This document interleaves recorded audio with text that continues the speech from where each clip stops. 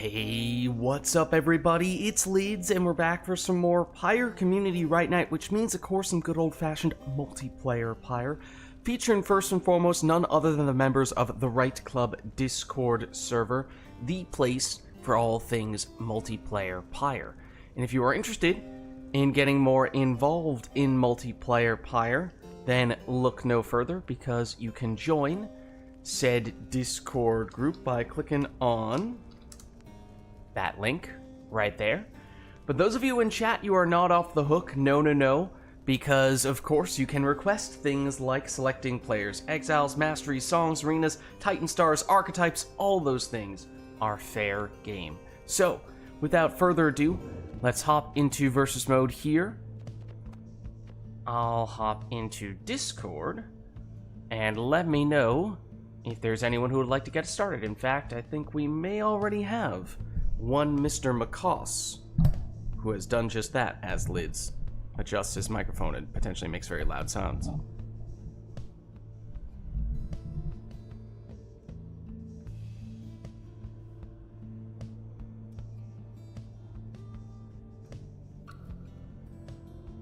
What up? Hello, hello. It does appear that we have a McCoss sighting today. Where? Actually, come to think of it, it's not so much of a sighting, so... An appearance, maybe, but a sighting, technically not quite.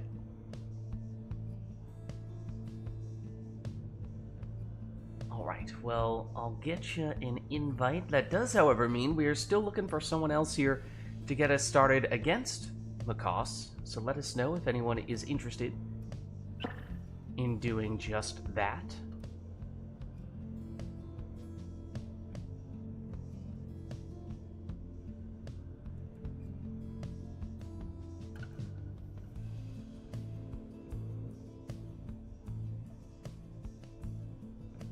I see Lilac is in chat. I don't know, Lilac, if you are looking to get in right now, or if you need a little bit before you can hop in, or if you're just hanging out today. And I suppose, you know, I can always jump in for a little bit if we're waiting on other people to stop by today. That works too.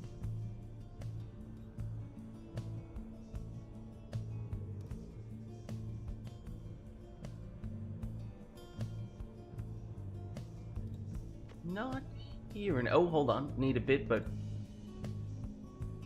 hold on, part of your message got cut off there. Might need a bit, but could never resist McCoss's skill. Oh, would you look at that? Lilac potentially trying to butter McCoss up here. Maybe get him to let his guard down. Is this Battery will get you everywhere. Is this an elaborate ruse? I don't know. Like no one ever was? McCoss, I must ask, are you a Pokemon master? I wouldn't say a master, no. Okay. Lilac may or may not be saying you are the best of the best, perhaps like no one ever was. But maybe you are still in the process of catching them all. You can't really catch them all anymore, because you can't find them all in a singular game, starting with, like, what, Gen 7 is when they did Exit? Yeah. I haven't played a base game since, like, the 3DS days. It's been a while No, for me as well. But I mean, regular what, DS. they have over 1,000 Pokemon at this point, right? So it is kind of tough to squeeze them all in, I guess. So that means, assuming that they continue to add more Pokemon each generation, that it is aggressively, at least more time-consuming, if not more difficult, to catch them all, if, in fact, it were possible to do so. It's just an interesting, like, phenomenon. Like, I think starting with, like, Gen 4, like, the battle system got very, like, robust from, like, a competitive standpoint.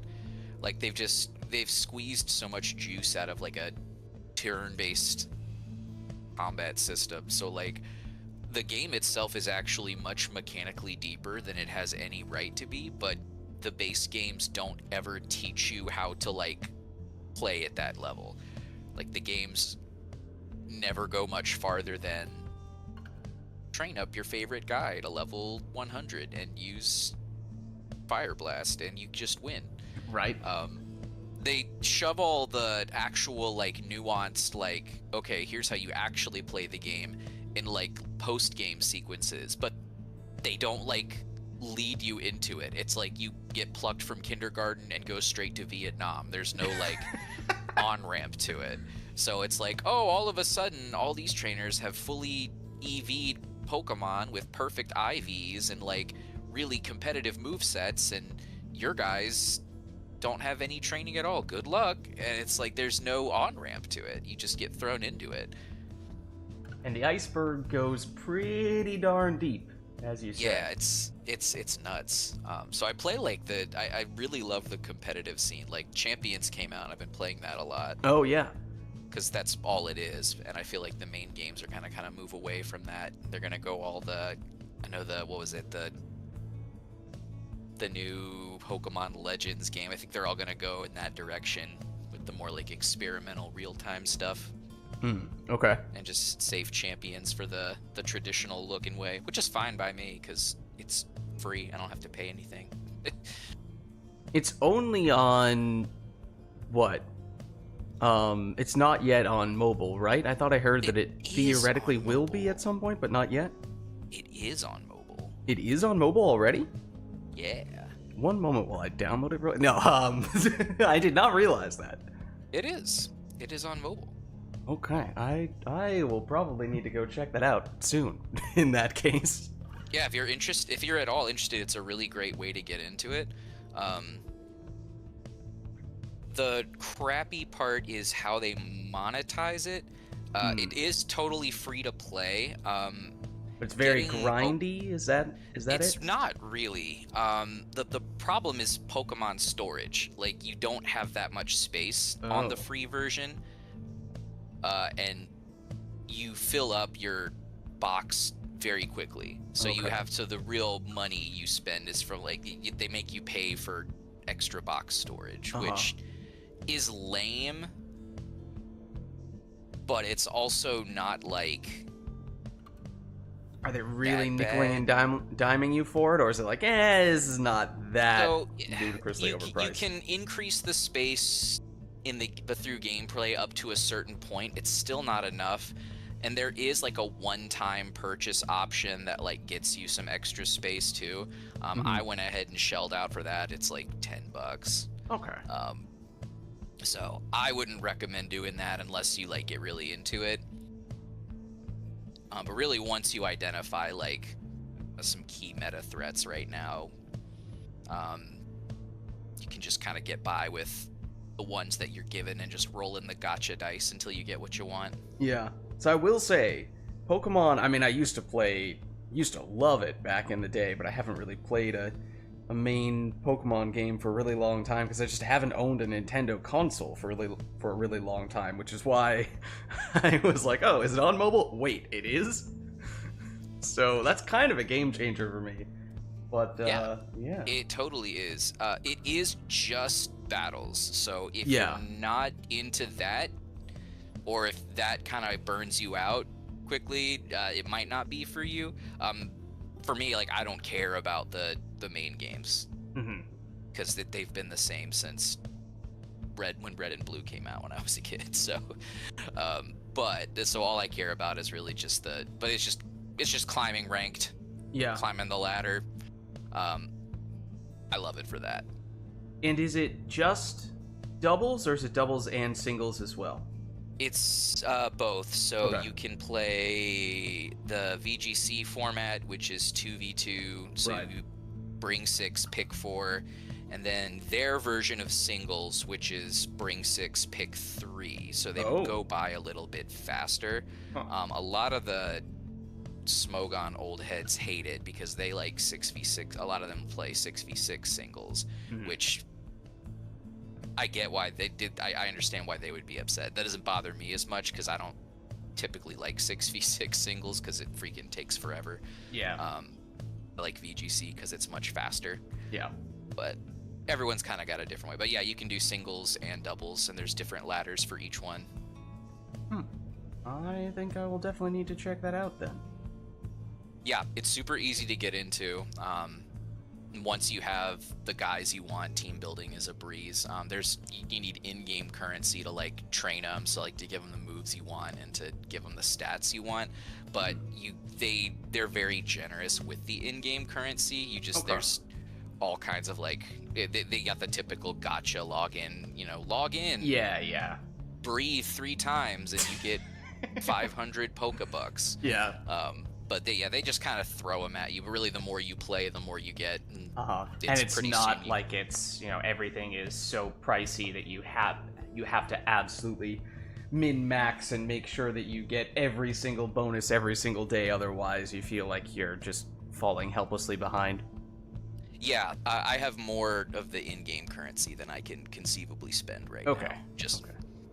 So, yeah, it's for a freemium game. It's pretty lenient. Okay. It's just really the storage thing that's kind of a drag. And you can only avoid the subscription part so much. I refuse to subscribe to. Okay, so it would otherwise be a subscription model if not for that one-time upfront sort of Yeah, starter I pack. did the one-time payment just because the space was important to me. So it gives you like 100 box slots for your Pokemon, but if you subscribe, you get like a ton more. But I'm not. You don't need to. I'm not subscribing. They would have to offer me they'd have to offer to pay off my student loans or something. No, I agree. convince That's me to around where you subscribe. lose me as well. Yeah, but outside of that one upfront cost, which I didn't have, which you don't even have to do necessarily. It's playing the game itself is not necessarily pay to win, which is nice. Okay. Very intriguing indeed. All right, this is Pokemon Champions, right? Is the name of this one? Yep. Okay. Well, with that little Pokemon tangent aside, let us know if there is anyone who would like to hop on in here against Macaws to get us started today. Lilac just downloaded it but hasn't played yet. Yeah, I'm telling you, I may very well be about to download it as soon as the stream is over at this rate.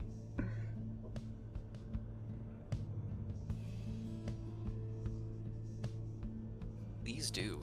I need more real-life people to play against. Making mac and cheese, but might hop in after. Fair enough.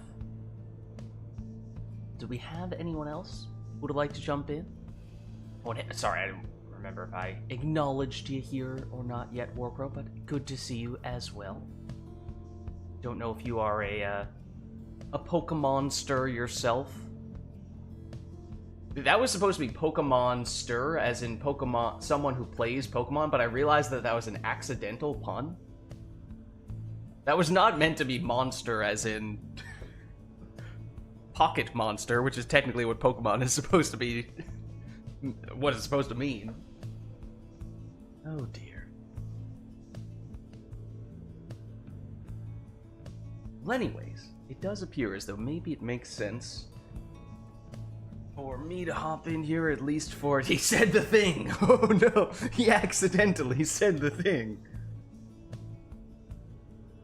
Alright, well let me hop in for a little bit. It seems like maybe it would make sense for that to be the case. At least for a little bit. But of course, let me know if anyone else is interested in getting in. I'm a little alarmed when I see upon plugging in my controller that it says controller connected 6 times. What the heck was that? Okay. And naturally, my controller doesn't do anything upon doing this. Well, actually, Spheris is available. Okay, yeah, maybe that's best to save us from this. What? What is happening with my controller right now? I don't know. It's probably best if I don't play at the moment, because that is kind of terrifying me right now. Let me get Sverris in instead. That seems like a much better idea.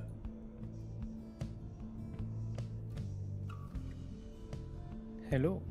Hello, Sverris. How are you? A bit tired, but otherwise good. Nice, nice. Well, that's all right. Lilac's copy of PYRE may be haunted. Lovely. Alright, well, let's see here. Can we just confirm now that we have both of you in who's player 1, who's player 2? I believe I am player 1. Okay. You may have stolen your own team. I don't know if my controller is recognized. I don't know. Does it still recognize 7 of my controllers? Maybe. Theoretically, it is acknowledging your controller. Maybe. Let's hop in and just see once we get to that page. GameCube controller? What? What is going on? I mean, you may or may not be playing with a GameCube controller. If you are, then I don't know if I've ever seen that happen on remote play before. Maybe you've been doing it all along and I just never realized. Yeah, but it's supposed to be recognized as an Xbox controller. I set it up, so... Okay. Well, remote play was doing some pretty funky stuff when I plugged in my controller a minute ago, so I'm a little concerned about what's about to happen, but let's see. We'll find out. Right? To defeat me, you must... to play against me, you must defeat my 7 evil controllers. Good evening, exiles. Welcome to the Glade of Liu. Here you may yet prove your worth. May further shame befall whomever fails.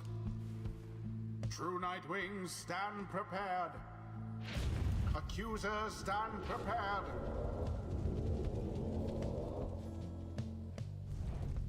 Who shall conduct this rite? Alright, so no requests for this one, just maybe some questions about what's gonna happen remote play-wise, but we shall soon see. It's a quick throwing manly. And oh, hold on, 1 second, I forgot to put either of your informations up here. I was like, wait a second. Who dis?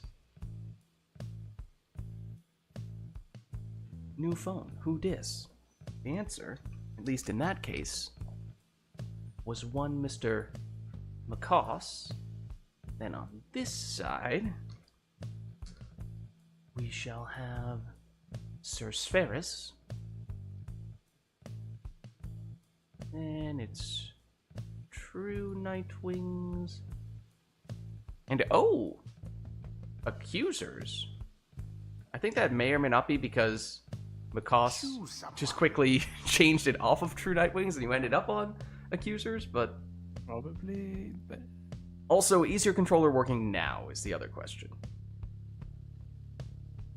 It's not. Okay. You know... Hmm.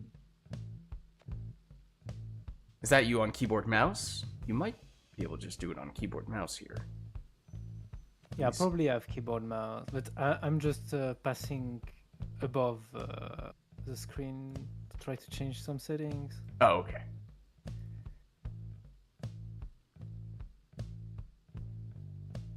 It's not recognizing my controller properly.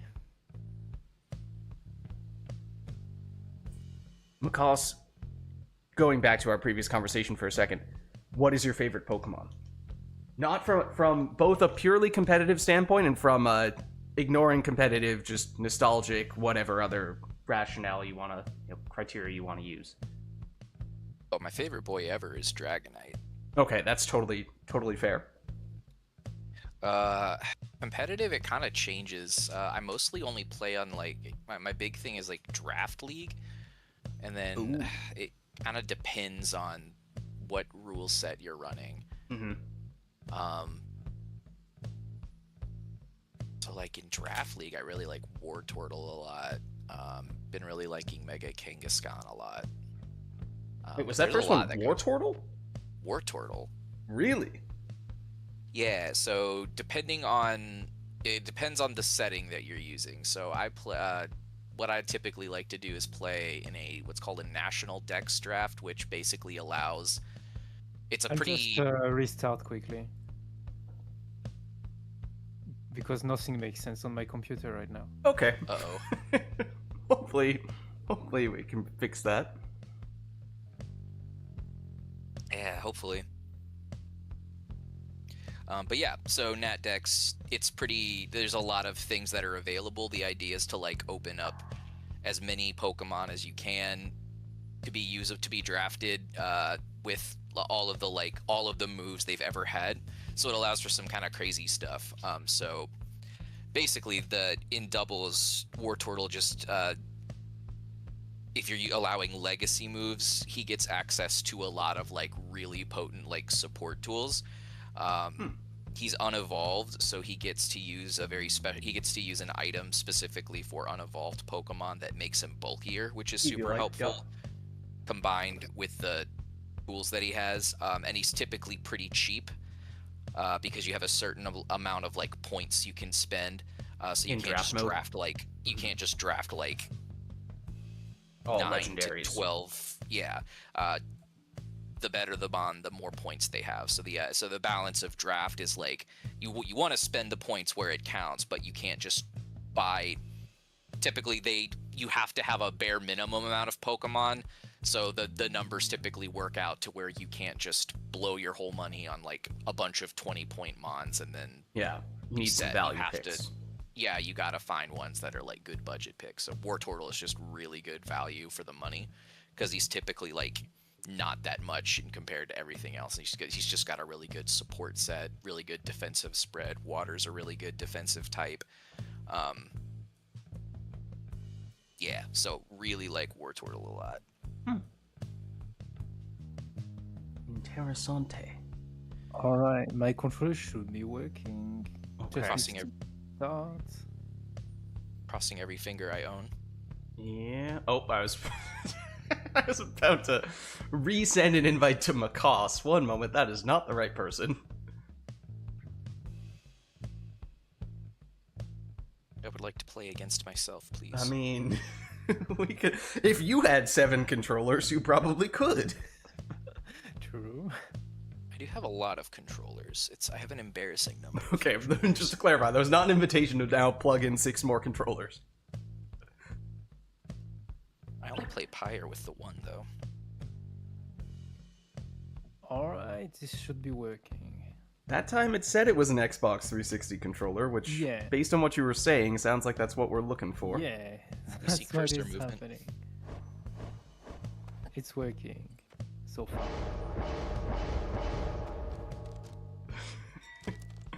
How many fingers do you even own? Exile. Oh, you know, the usual, just 11. It depends. Do you count the ones in my fridge? Okay. Spheris? I had to make this one. What did you pick? Okay.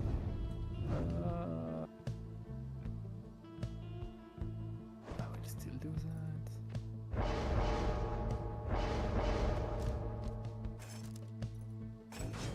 Alma.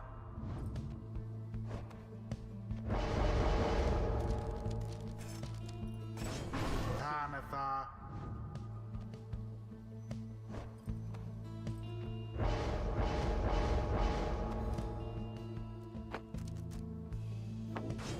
Sandra. Well, multiple controllers and Begin. GameCube controllers aside, we're here now. We are ready to start our first match of the day, and it is Spheris getting us started with a 20 damage throw.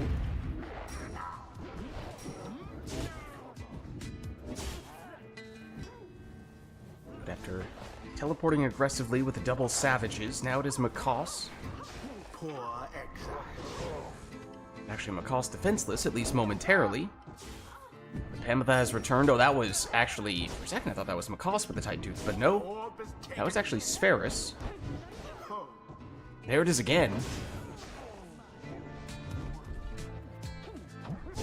Almer, down he goes. now go. Lots and lots of teleportations here. At least leading to a fair bit of chaos, reminding me a little bit of the Cam Singularity False Step matches for a second there, but that is not what we are seeing, or at least not in its entirety. Obviously, we do still have a lot of savages. Banished one and all. We do have the Sacred Bond, which is, I think, the other thing that makes it somewhat reminiscent of that setup. Absent, of course, of the defining talisman.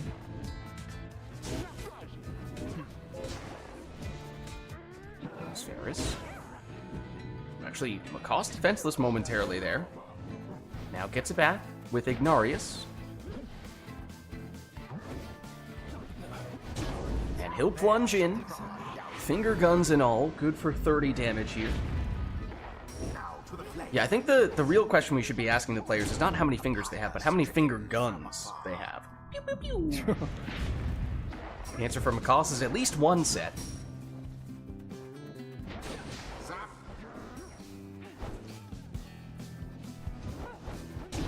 Splendid. No finger guns on this occasion, but it is still 20 more damage for Macaws, and Pamitha has returned here, courtesy of the prayer beads. There's the Titan Tooth, and Macaws stuck, at least for a few seconds. It's not quite enough, though, for Spheris to find a way through there. Here is Macaws, and there are the deciding finger guns. GG. GG. Was as though the scribes themselves stood by their side. Well played, you two. Thus end this night's proceedings. Alright, well let's head on back Until the next rite. and let us know if there is anything we would like to see for the next one.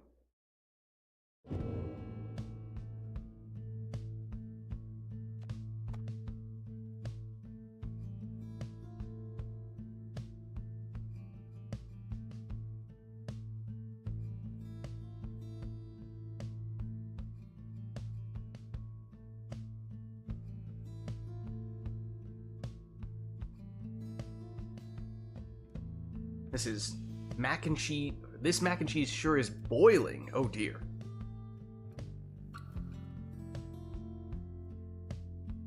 I mean, probably better than frozen, but you know, preferably it's somewhere in between, right?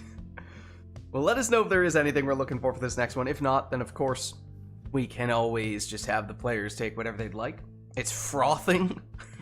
Oh dear. Something at least about the phrasing makes that sound more concerning. Interesting. Oh, hold on. Nightwings, That is the sound of a boat. the accusers. Welcome. Who shall conduct the rites? Sound of a boat. Is that sound a frothing sound?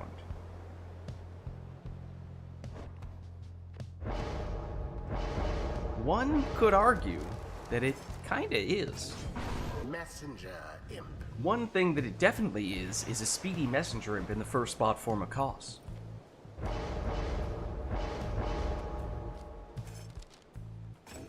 Prayer beads Gareth for Spheris.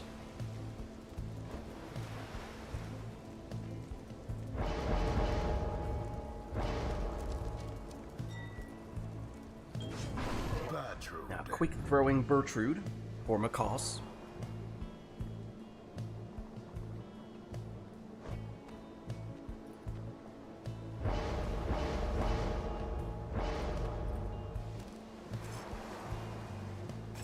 Speedy Vispaleth for Spheris.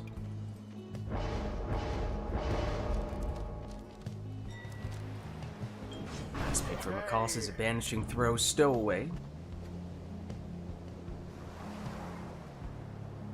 Sent a photo in the chat of the Mac.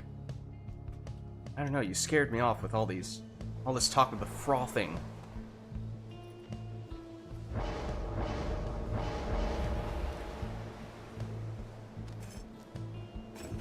Exile. Webbed Lanthorn Raji in the last spot for Spheris. Yes. Now. Gareth off the races. Your bathes It's a quick start, but actually Stubborn Flame is immediately active here, so it is already reducing Spheris' damage by 10, so only 10 from that score rather than the usual 20. Koss with Bertrude. A lot of stamina here, so she gets a little bit stuck there. Down she goes. And meanwhile, everyone down. So there is an opportunity here for Spheris to plunge for an uncontested 10, but once again, only 10. So Koss is getting some good value from that Stubborn Flame. Stowaway banishes one, follows up, and plunges in for 20. But we know she had the Banishing Throw talisman, not Prayer Bead, so she's gone in this round. Free orb, close to Makoss's Pyre, but Makoss does well to recover it. There is Makoss. Goes all the way in with an offensive imp there. That's 25 on that score. Does still mean that Spheris is in the lead, which means that Stubborn Flame, which we've already seen several times, it remains active here. And that means this one just 20 damage. That demon plunge there. Some black magic jumps, but Makoss unfazed. Makoss with Bertrude. Out of stamina. Stuck in the corner. Is there enough on that throw? There is! Wow. Just enough range on that. Lands for 30. Now suddenly we're tied at 60 power life apiece. That means the Stubborn Flame is no longer active. So from that standpoint, is certainly a newfound advantage for Spheris. The orb is back with Makoss. Very nearly made it through there. Does get banished, but does set up a very dangerous portal in the process. Oh, look at that. For the boat magic, extra jumping distance there, and there is, as we were just talking about, the full damage, 20. Whoa!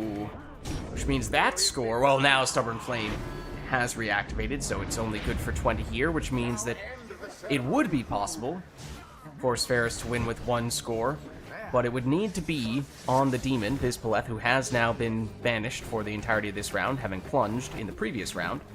So even if he is to score with that Savage, that would have been insufficient, courtesy of the Stubborn Flame. Here it is. Now it means that anything could do here for Spheris. I actually don't recall how much damage Raji has. That may be insufficient. But certainly Vizpaleth would have enough. And there it is. Winning score. GG. GG. Perhaps they do deserve their freedom after all. Well played, you two. The rite is ended. Alright, well let's head on back Until the stars align. and let us know if there is anything we'd like to see for the next one. Don't worry, Lids. The frothing mac and cheese can't hurt you. It's not real. Are you sure? I don't know. Oh, it's wait, what? Okay, it's a low-res picture, which makes it much harder to But yeah, that's just boiling. What do you? It's just boiling water. Like, yeah, of course, it's boiling. That's what happens when water boils.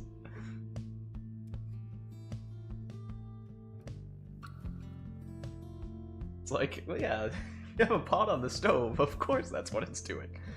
All right, we do have a request though from Lilac. It is for all demons, no talismans, no masteries. Oh my god.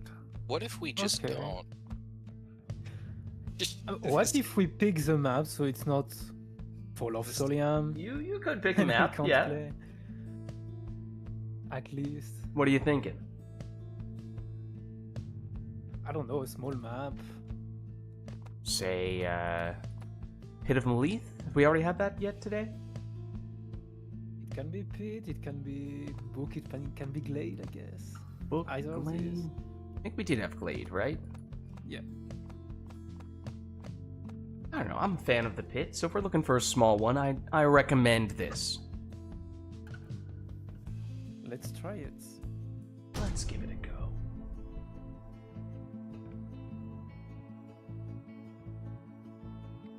Maybe some people have fun by watching us The having less true fun. Nightwings I shall don't know. take on the accusers I think it's strictly a lilac thing. Who shall conduct Maybe. the rites? It's Ignarius. All demons, but no. I was gonna say, technically, we never got confirmation. if That's you want not a Orlag, demon. go for it. We'll just end it quicker. But that's not a demon. Dariel. Is he a demon? Is he an archdemon? Demon. No, he's a savage.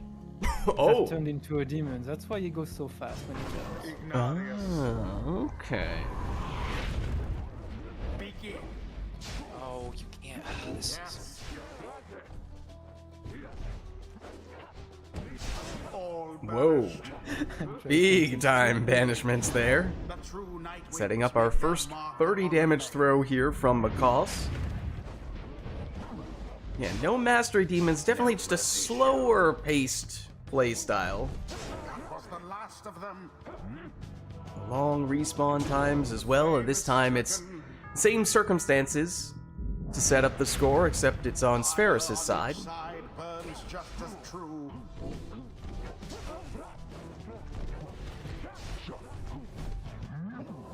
Banished all of them.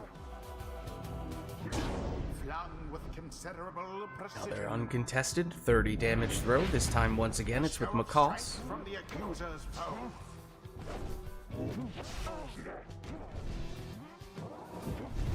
I think both players are realizing the best strategy may be to just not have the orb, Into the adversary's as it does seem as though Kinda. the banishing route is the way to go. That has been the way, of course, that all scores have been made thus far. Not zooming past anyone with speed. No, not Ignarius. Don't have the same stagger capabilities, the stuns you'd usually see from a jumping demon, so even that, something that we probably just take for granted on the demons. Not something you can rely on here. The casting still works. The demon's aim was true. And it stays for so long. Each pyre now burns no more brightly than the other.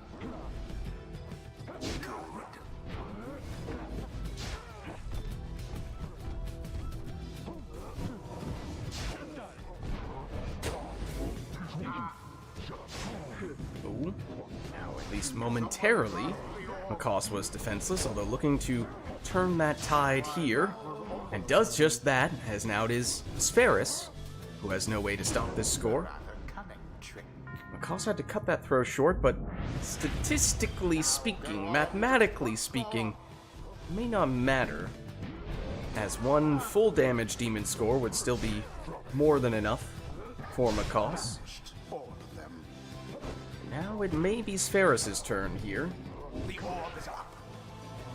Macaws perhaps got the demons back just in time. No, not quite. The finger guns, they're just unstoppable, although now this may be critical. With that being a plunge, it means that at most, Spheris has only 2 characters here. And given how the key to success in this match has been banishing the entire team, Macaws has a bit of an advantage in that way. Will that prove to be decisive, or will it be a triple banishing cast from Spheris to seal the deal? The accusers GG. prevail. Their pyre nearly So was much fun. extinguished there, but no. Well played, you two. The rite is complete. Hey, Sultan. How are you? We'll head on back Till here the next rite. and let us know if there's anything we'd like to see for the next one. Humans with masteries.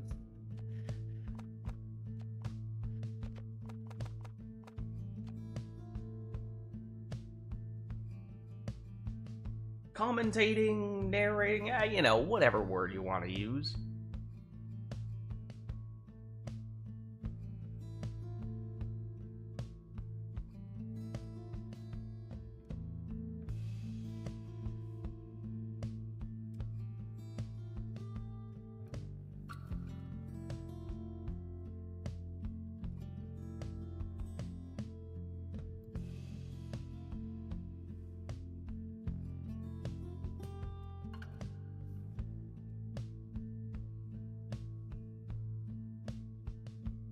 The esports commentator, you could say that. I mean, we are, not to boast, but we are basically the PYRE esports scene.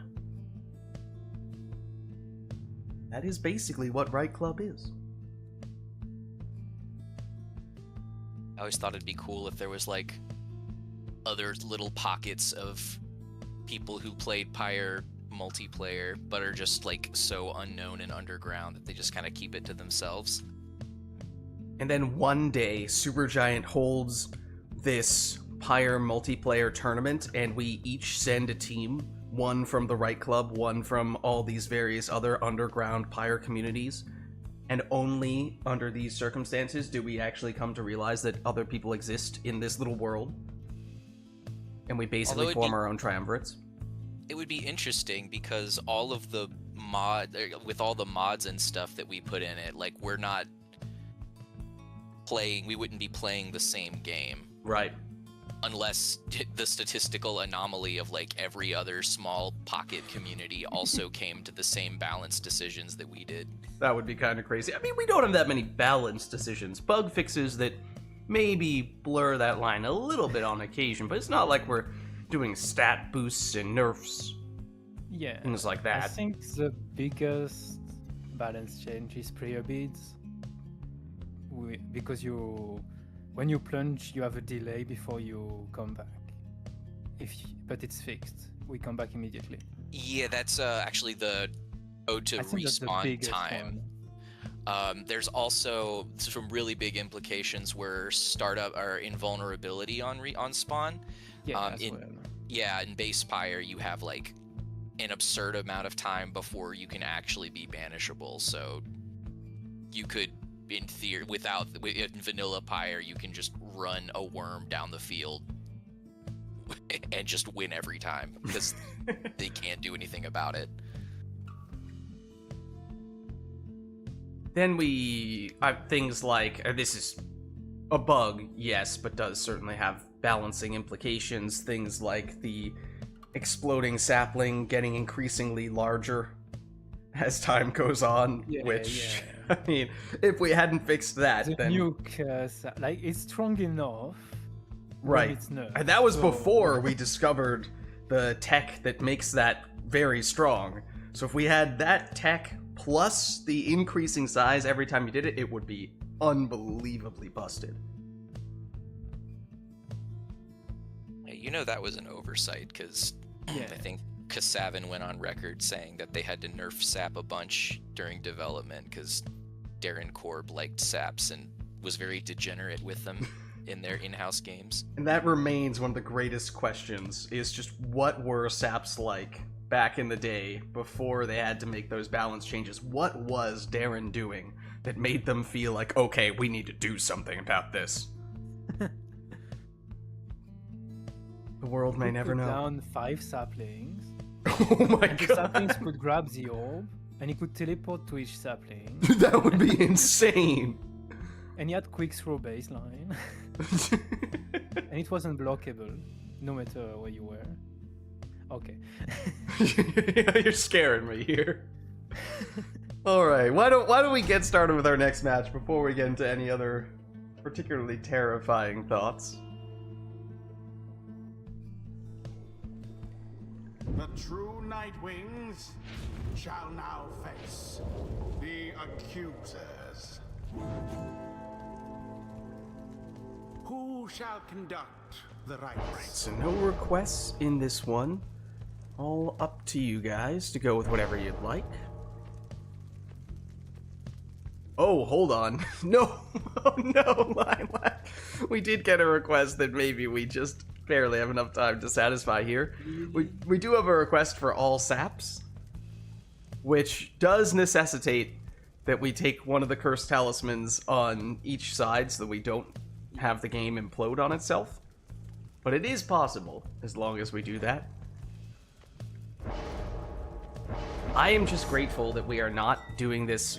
I cannot tell you how many times this request has come in right as we're about to finish NITE, and my voice is sore. I need to take a bio break. I'm like, okay, just one more match, then we'll have the Liberation Rite, and then I can rest. I can, all that stuff. And then it's like, oh yeah, no, now we're gonna do an hour-long rite. Like, no, why? So I at least appreciate that this is happening near the beginning of the stream, rather than right at the end, where you are functionally holding me hostage. And borderline committing biological warfare. You have the power to ban degenerate requests. Like, it's your stream. Just saying. I think I have once or twice, but for that specifically. I think all saps with no mastery, no talisman should be on the naughty list. Volfred. Yes. Like, it's just objectively not fun for anybody. Like, I don't even think the people who request it, I think they have more fun just getting the reaction than they do actually seeing the match. Yeah, that's probably true. Which there's something to that. Like, I'm not gonna police how you find joy in life, but I'm not gonna play 6 saps no masteries. I will just leave Right Night for the evening. Respectfully, Okay, of course. Let's do something crazy. Alright, I believe in you.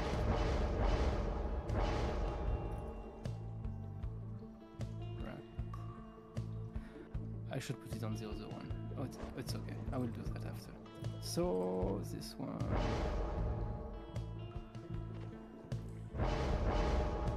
Yeah, no, Sultan. It's what? It's Black Hoof, right? It's the one that prevents you Black from... Claw. Yeah. You cannot cast. Volfred.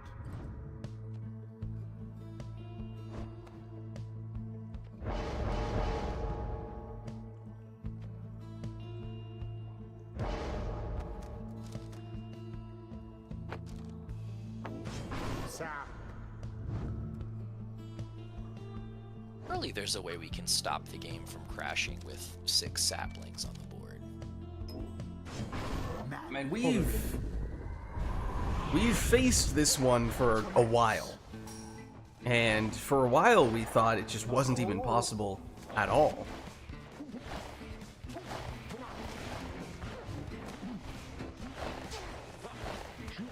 But I think we have had some time, theoretically, to try to Sorry, Volfred. troubleshoot it.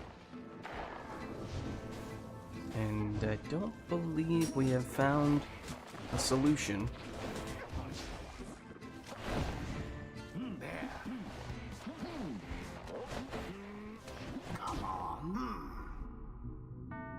Now, did I just immediately think of a potential workaround that I'm perhaps slightly curious about? Maybe. But I am still skeptical that it would work. Accusers banished to the last. What? Look at this aura. What? What? Okay. Yep, I think yep. This is what it looks like when it starts being on the verge of crashing.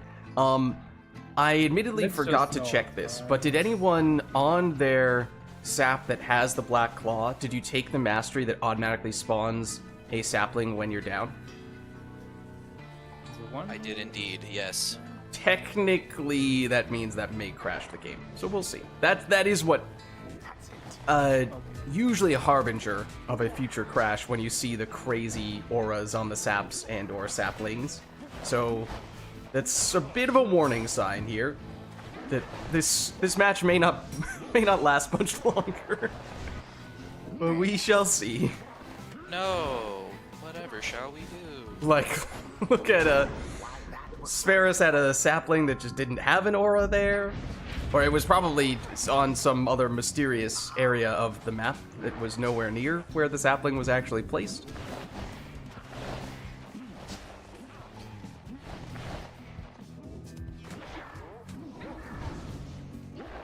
She's taken.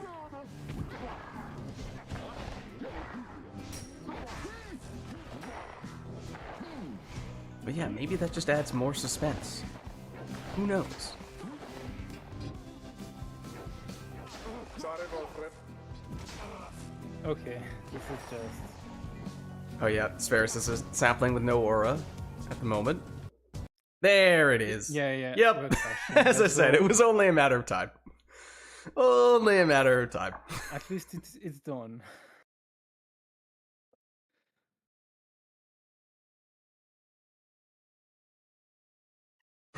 No, admittedly, it should be doable, but I forgot to remind the players not to take that particular mastery on their Black Claw character, and then as soon as they both locked in, I was like, oh yeah, I should have said something about that, shouldn't I have?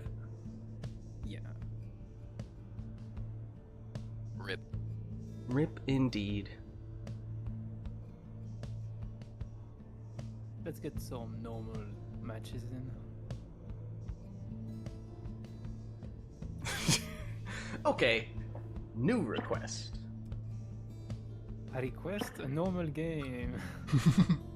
Like, Oh, hold on though. Perhaps the polar opposite of what we just saw. All worms, baby.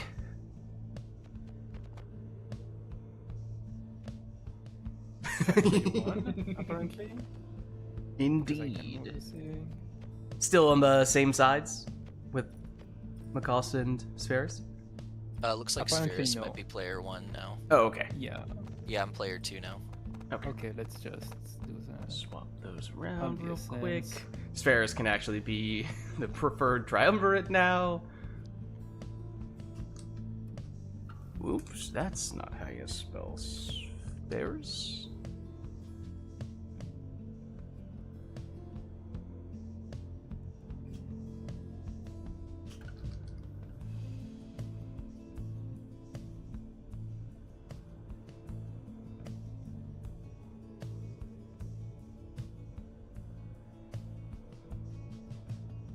There we go.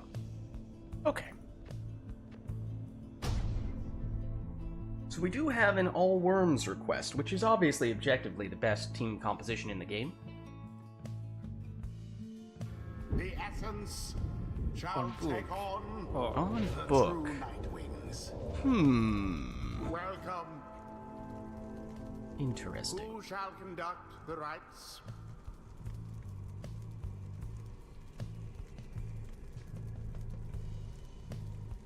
oh, I'm player 1. I almost Right, forgot. right. Oh yeah, no, that's me. Spheres is like, oh man, this player 1 person's taking a long time. Yeah. What's his problem?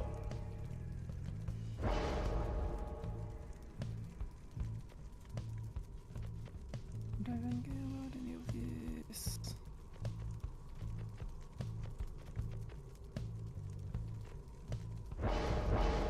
Choose someone. Yeah, even the voice is angry at this player 1, taking too much time. Yeah, I think this... We're gonna have to say something to this player 1 person. Yeah. Like, seriously, are you even ready, player 1? Sir Gilman. I'm never ready.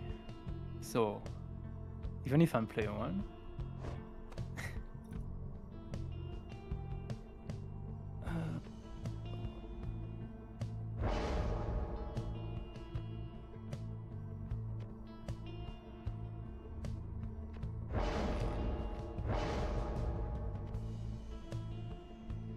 do we need a Vinegate? Yeah, sure. I'm attempting to reserve judgment on how you guys are setting up your teams for this one because you have immediately set them up incorrectly. Creatively is the word. No! There's a right and there's a wrong. Sir Deluge. At least with these guys. Actually, I didn't see exactly what Macaws did with Gilman there. There's a chance Macaws is in the green here, in the clear. What did... Nope, I'm afraid not. Exile.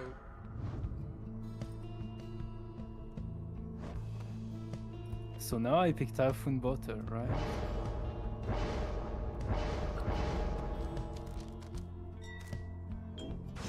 Sir Gilman.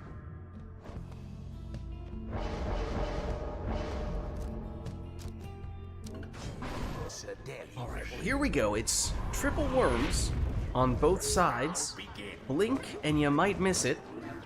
Perhaps the exact opposite of what we saw in the previous match. Hopefully, from both a speed standpoint and also from a actually being able to finish the match without the game crashing standpoint. Perhaps more importantly. Sir Gilman flung the orb into the flame. It's a few quick scores here for Macaws. But it's also going to take me a little bit to adjust players being on opposite sides. I'm probably going to call you the wrong names for a minute or two. Here is Macaws throwing it in for 13 this time, slightly less than the maximum.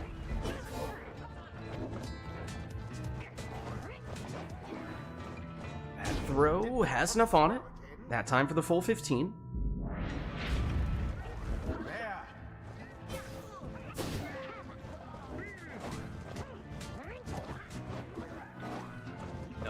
Oh, angle wasn't quite right on that occasion for Macaws. Orb also inadvertently hits Ferris's Pyre and bounces back out.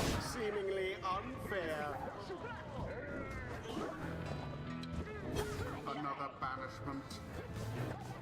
Oh, a little stunning claim action, I see. Oh, but look at that! That was incredible timing on the can singularity. That was beautiful.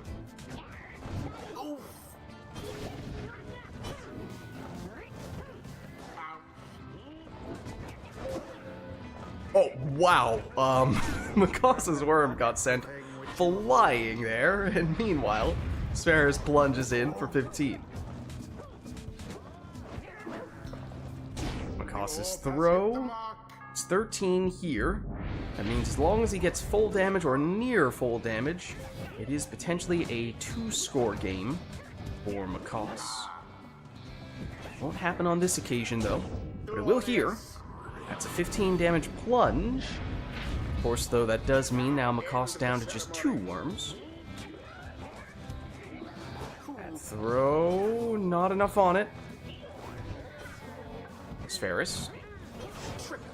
Ooh, little mini Infiniworms action here. And obviously that leads to what is practically an uncontested score, because clearly that is the optimal way to play these teams.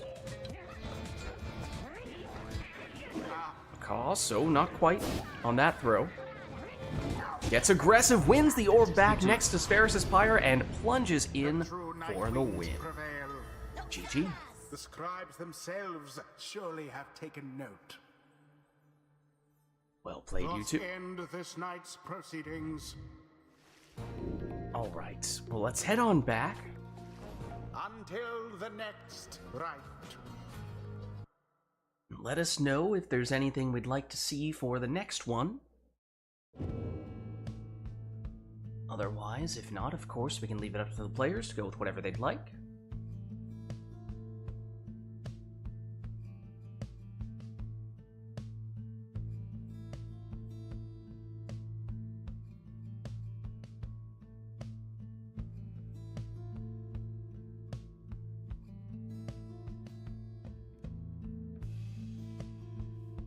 It's been like over 10 minutes since the last Mac update in the Discord.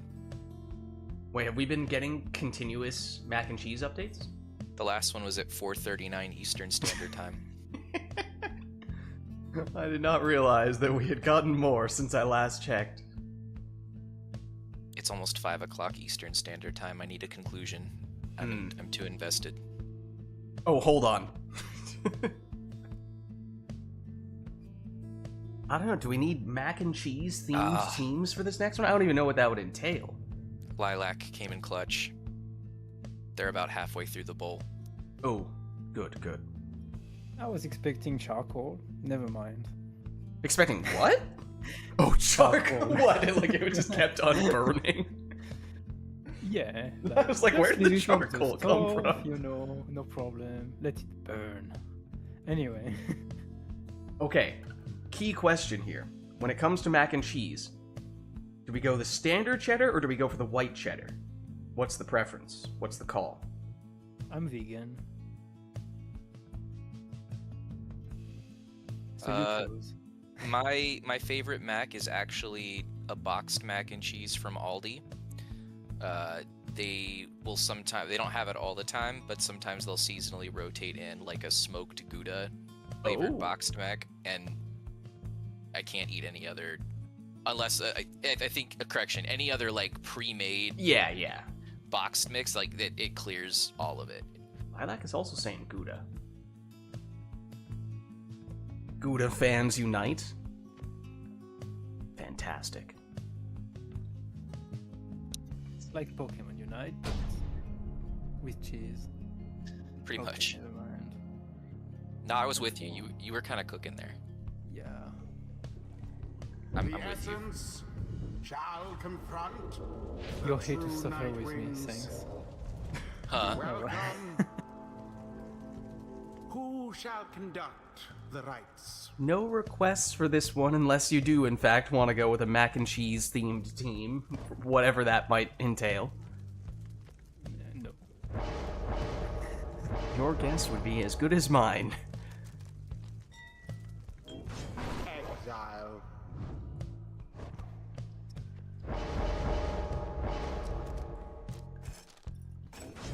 Bertrude.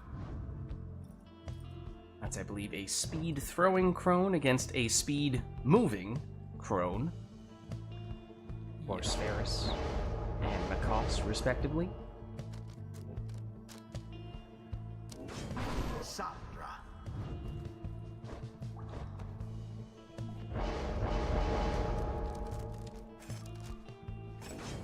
Hamatha. Snakra and now Pamatha in the second spots. They're BFFs.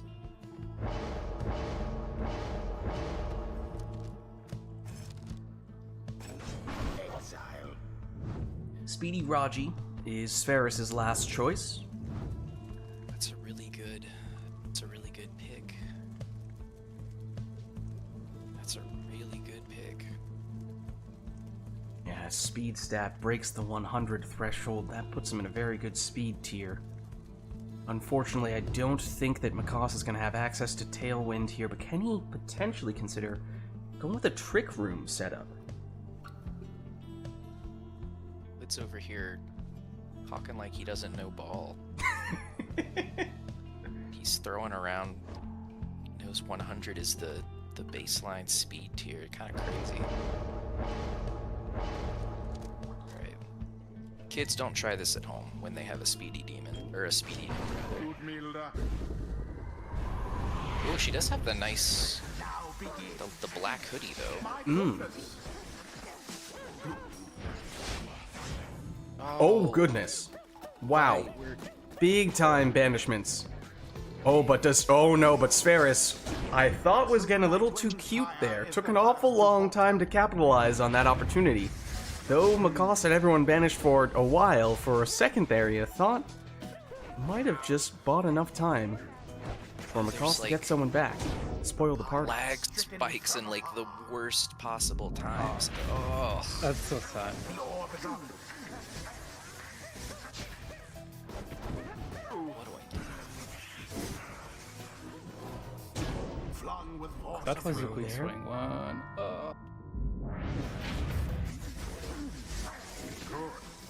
Did you just cast behind your crone? All banished. It looked like it for a second there. Oh, but once again, everyone down on Macross's side. I suppose it is worth noting.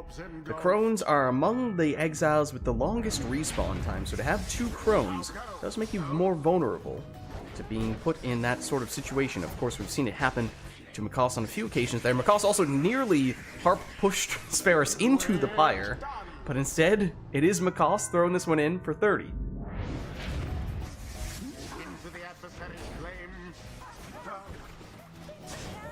Everyone down on Macross's side. Not a sight he likes to see. From afar into the pyre's 20 flame. damage from Spherus on that Crone throw means one score, potentially all he needs. However, Macross has an ace up his sleeve. It's the Crone salute, and now that gives him an uncontested scoring opportunity. And this is a sudden death match at this point. Gained an edge. And it is Macross who seals the deal. The true Nightwings prevail. GG. I thought for certain they would not. Well played, you two. The rite is complete. That's the mac and cheese gamers. Is it? Until the next rite.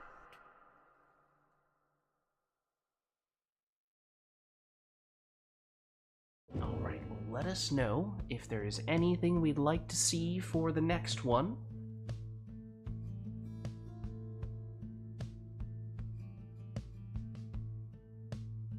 Otherwise, if not, we can always leave it up to the players to go with whatever they'd like. I'm probably playing 2 or 3 more. Okay. Heads up, Spheris is looking to play 2 or 3 more, then we'll probably be looking for someone At to most. take If a anyone spot. wants to open before that, that's fine as well. I'm just very tired. No worries. Lilac is requesting Pokemon-based themes open to interpretation. I feel like you can probably find various characters who have similarities to Pokemon. I mean, it does help when there are 1,000 plus Pokemon. Yeah? Why don't we hop in here? I can think of at least one obvious one. I guess the humanoid characters are a little bit tough. The essence. No, they're trainers. Easy. versus They could be. The true Nightwings. Everything works, I think. Ash Ketchum, use takedown. Wait, Who what? shall conduct the rites? Pokemon-based teams.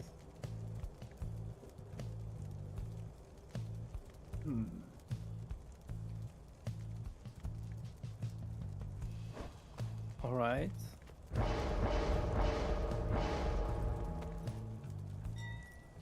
This is Machamp, or whatever it's Demon. called. Oh. Okay. Or he's just a really large trainer throwing a really large Pokeball. Ooh, as well. Really It fast. works. Both interpretations, you know. Pick your poison. Literal tailwind, bulky offense. Like it's right there in the name. Ignatius.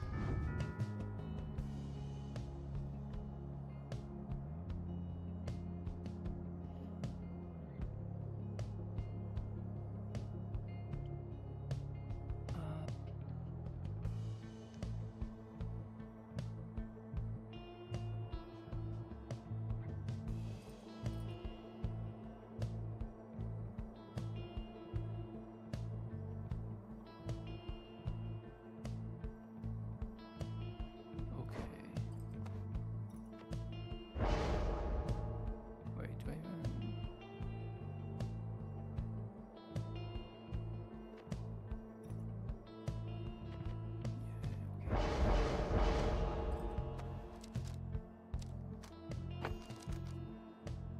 okay.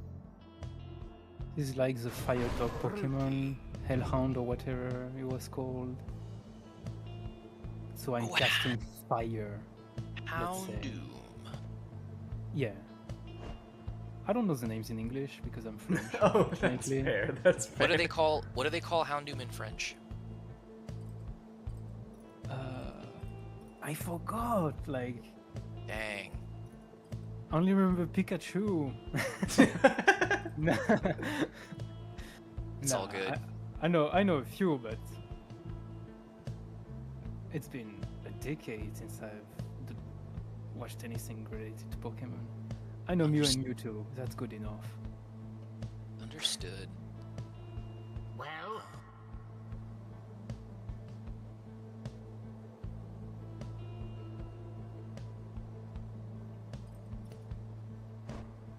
Oh, easy peasy.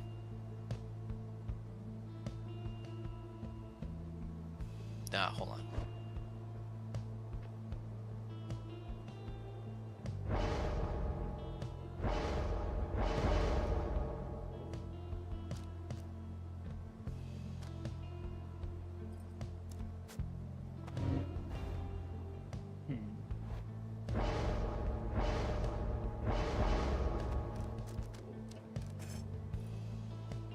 This is literally the Pikachu of PYRE.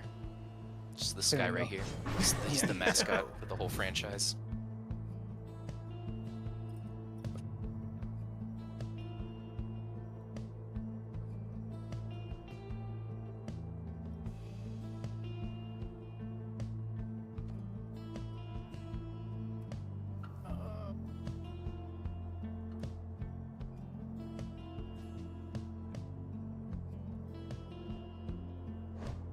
I remember there were many Pokemon that were trees, so this will be fine.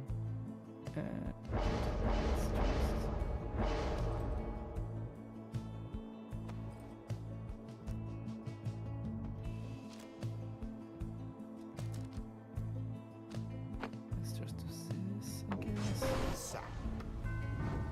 And it's Ash and Cold because the main character is Ash. Oh, I see. I see what you Whatever. did there. I'm here for it. Right. This is just their trainer. He's got Yeah. max revives to get him back up. Okay, hear me out. Lendl is totally Gary. / Blue. Just the same attitude, right? You can get down with that. In honor of the scribes. There are the finger guns getting a start. Wait, hold on. What would finger guns be as a Pokemon move? Or brazen? What does Brazen Manor turn into in Pokemon? Swagger. It has to be Swagger. You're so right. No, I thought I timed that. Considerable precision. No. Zap. No, it's the Pikachu that's supposed to be doing Zap.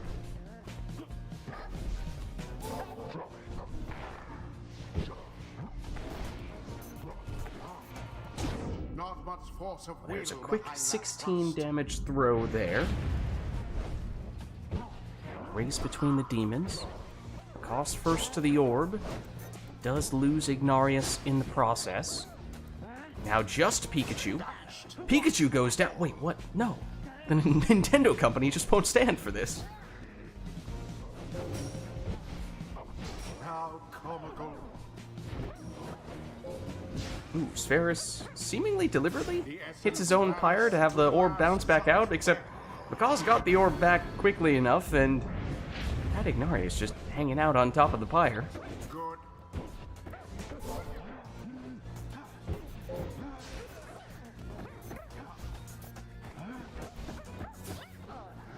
That is a dangerous portal for Makaz. The orb May is not need it here, though, as he is already right next to Spheris' pyre. Throws this one in. It's good for 16. It's an insult to Gary, but fair. I mean, I feel like Gary kind of deserves it.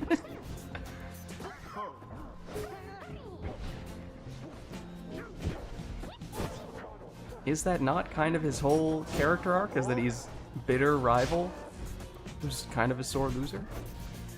Gary gets like hype. He's like, Oh, Makasi, you turn into a robot who's also 1,000 miles away. To the point where I almost couldn't tell that you were talking, and even when I did tell that you were talking, I couldn't tell what you were saying.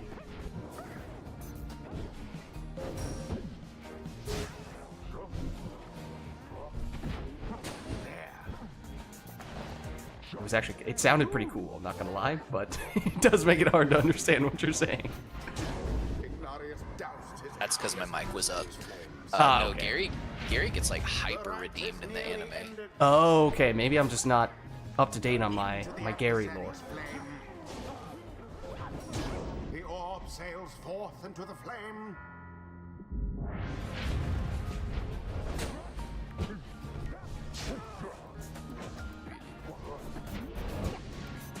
Oh no, I Dying missed. flames survive. That's okay. You got like 3 more turns out of that. Oh. Oh, I thought I was gonna get you. He did not, in fact, get him. Oops. Something about that gave off strong Andrew Ryan vibes. The orb. The fire's My gamers. wane.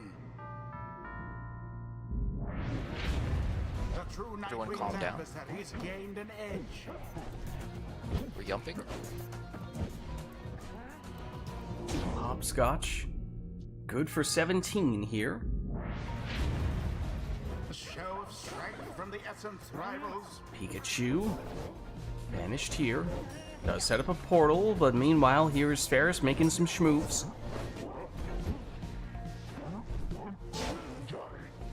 wide guard was ineffective on that occasion.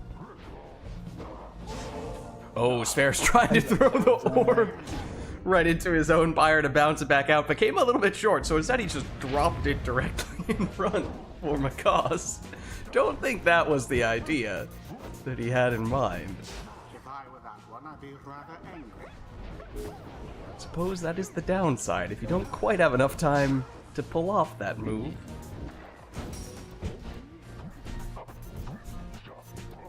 There is a speedy, infinite stamina Ignarius, who makes it through for the winning blow. I don't know why I picked the curve. That was the worst idea ever. Their adversaries confidently thwarted. Well, GG. The ceremony You were going. complete. It was the theme pick. Right. Yeah. I respect it.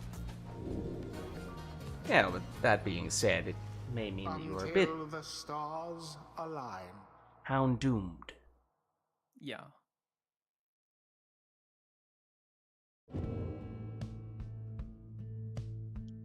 Alright, well, let us know if there is anything we'd like to do for the next one, and just as a reminder, Spheris was saying he's probably looking to swap out soon, so if there is anyone who would like to take Spheris' spot, then let us know.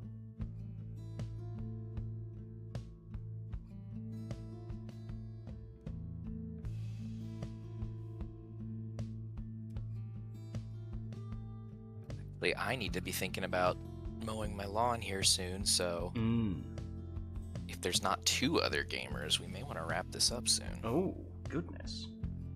How many additional gamers do we have in that case? We may be running a little bit low on supply here. Lilac is hmming about that. Lilac's like, is the world ready for my cloning machine? I don't know.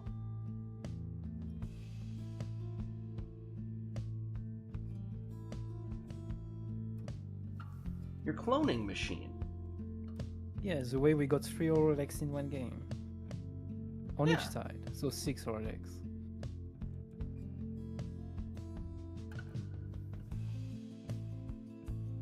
Wait, or did we? I don't remember. At least 3 on one team.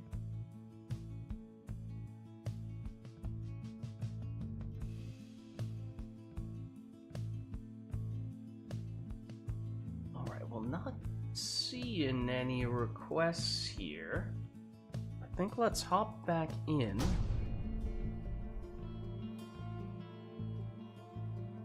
But we may still be on the lookout for getting some more gamers. The essence shall now face. Lilac says one manly per team. Welcome. 1 manly per team. Who shall conduct the rites? Okay. We'll just stand in the corner, no problem. That's him in the corner. As for Gareth, that's him in the spotlight. Yeah.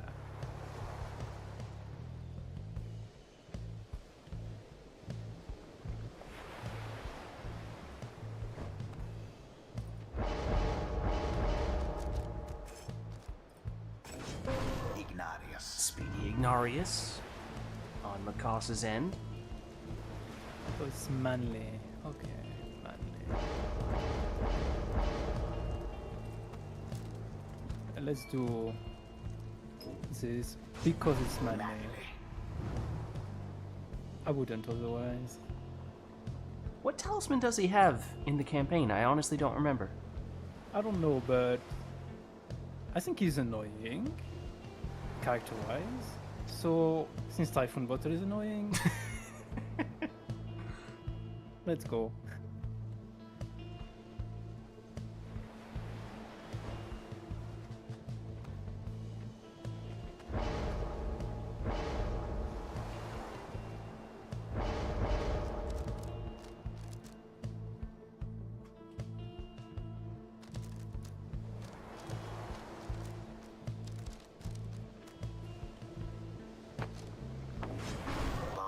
Kerfang Barker, the second spot for Macaws.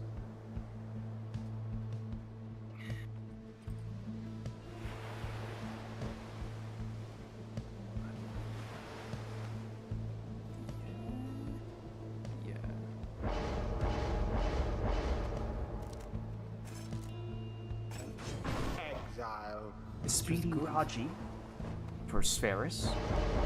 Here is that quick throwing Manly for Macaws. Begin. Whoa, now that's a black magic jump for Gareth, but he does go down here. Iggy.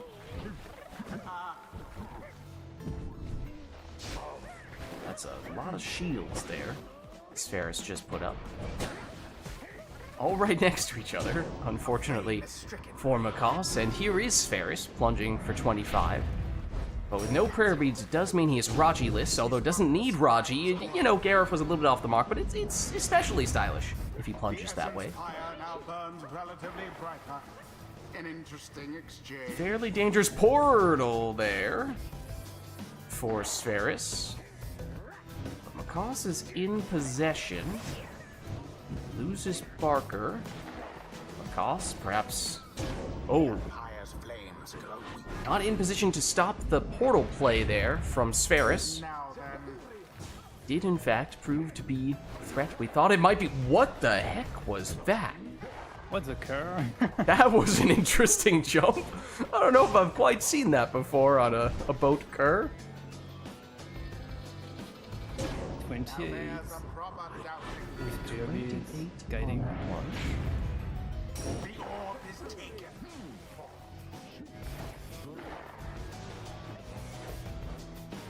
Whoa!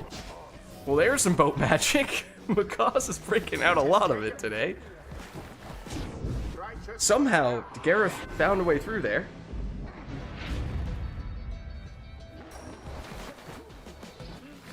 the crazy black magic jumps, although ultimately didn't amount to much for... Oh, goodness. For Spheris at least, but here is Macaws with the big finger guns.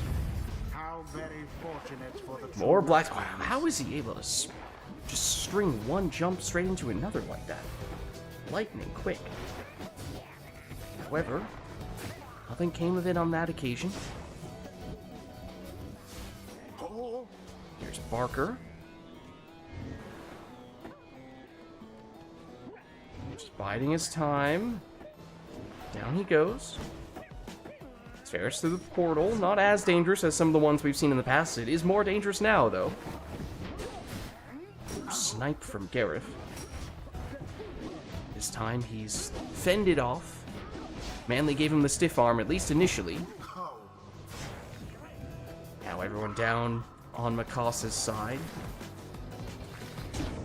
Just enough time for Spheris to get in there for a 20 damage plunge. A show of strength from the true Nightwing's foe. Oof. Another somewhat dangerous portal there. But Macaws has it back. Now with Manly.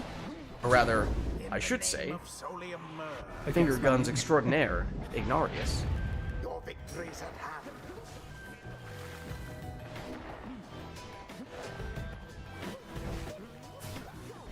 More big boat magic for the curs. Just not a class you tend to see Deftly get affected by it all that much, and yet, for whatever reason, this time round, that is not the case. Maybe we've been selling the boat curs short. Oh, that is about... not quite as dangerous as portals get, but it's fairly close to that for Spheris. Of course, by plunging here, though, Macaws does reset that portal and does trigger the rekindling. So it's 50 on the second life bar for Spheris. It's more black magic jumps, but again, nothing quite came of it on that occasion for Gareth. Raji finds a way through, and with that, Spheris takes the win. Their fire burns, whilst that of their adversaries is but ash. GG. Gee, I do actually have to get out sooner than I thought, so I will be taking my leave now. Alright, well GG's, Macaws, thanks for stopping Yeah. by. Right. GG Spheres, thanks for hosting Lids. Pleasure as always. Pleasure having ya. But Lilac can hop in for a bit. Okay. So in that case, it sounds like we at least can do one more here. I know that Spheris was looking to hop out soon. So, is this about to be us going straight into a Lilac-Spheris liberation rite? Or, given how Spheris was looking to swap out soon, do we have anyone else who might be okay with taking Spheris' spot? I can do 2 games if those are the 2 last of the night. But otherwise, if someone else wants to come, I swap out anytime.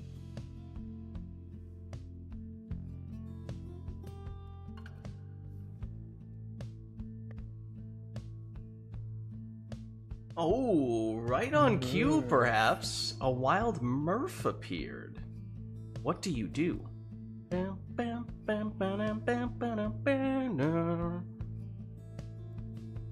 Also, Lilac, you're not appearing on Steam right now, for some reason, I don't think.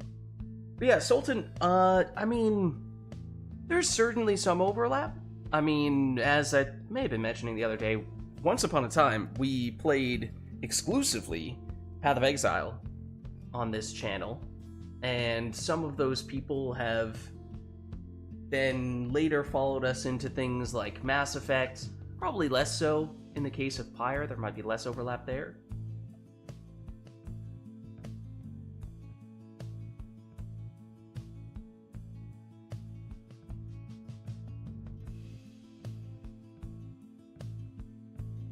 Okay, so yeah. In that case, it sounds like what we may do here is we'll get Lilac in a minute. We'll go Spheris against Lilac. And then Murph, if you're good to go after that, we could do Murph against Lilac for a little bit before we wrap up.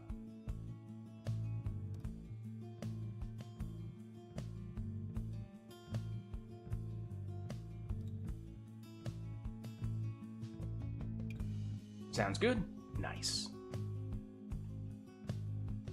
There's Lilac. Invite should be on its way. I need to close all my programs. Even the Orlek cloning ones running in the background. Right, oh no. Understandably, that one, takes up a lot of the PC's resources. Yeah. Its capabilities. One Orlek is already a huge process to deal with. So Yeah. Does that mean that Orlek is Mew, and we are in the process of trying to create Mewtwo to circle back to the Pokemon metaphors and analogies that we were making? I mean, if you get Orlek, right, with Sudden Grasp from Salute Savage. Oh is my that goodness. Mewtwo?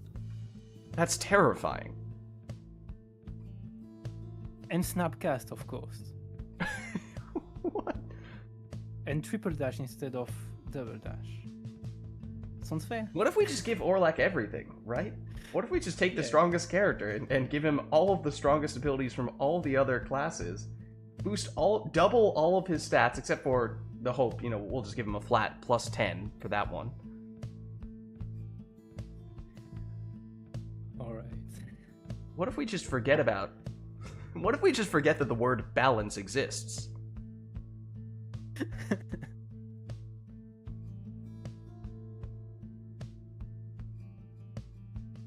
Surely that would not be a problem, right? The balance in PYRE is already precarious, so Yeah, right.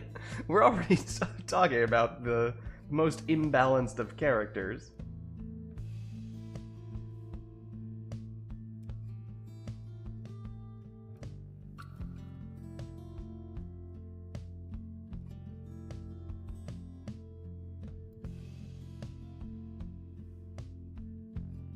Alright, did that one go through, Lilac?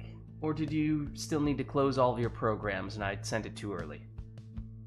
Do we have Lilac in? Let's see. Theoretically, yes. Discord at least? Yeah. Oh, and you are in on Discord, you're just muted at the moment. Okay. Let me make sure. Yes, you do theoretically have controls. Let's go there. Should probably double check here to make sure this is what you're looking for. I don't remember if you're our most recent keyboard mouse player who was playing. There's a chance you may not have been. Maybe Camilo. That's what I'm wondering. There's a chance these are Camilo's Yeah. controls. I think so. Like the stop moving is not binded, so Yeah. there was a change somewhere. I think Lilac usually just does one of the default presets. Mouse right? presets, I think. Does that look right to you, Lilac?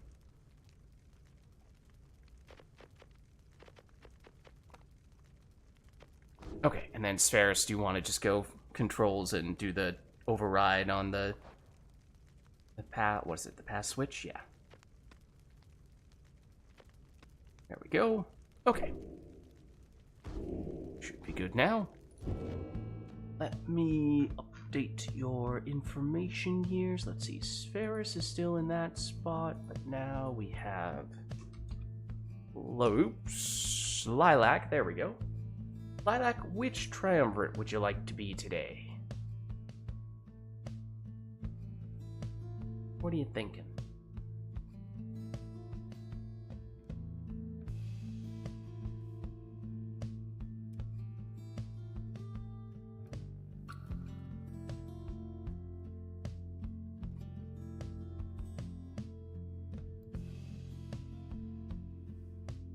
Nightwings. Not Oh, true fake Nightwings, just to clarify, Nightwing. because you are currently true Nightwings. The usurpers, the fake Nightwings. Yeah. Oof. The false Nightwings. Are the Nightwings blue and the two Nightwings red in reference to the Matrix? Huh? Because in the Matrix, you take the red pill to go see the Oh. truth, the reality. And I don't think that was intentional. But No, that has I to just be a noticed, coincidence, right? It's probably a coincidence, yeah.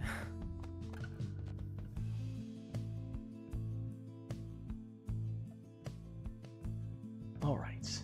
Well, we have Lilac in on the Nightwings. This will be our last one with Spheris in, so that means, I suppose, our first and only match between Spheris and Lilac today, and then we'll be looking to get Murph in after that. So let us know if there is anything that we'd like to see between these two, as this would be our only chance to make that happen.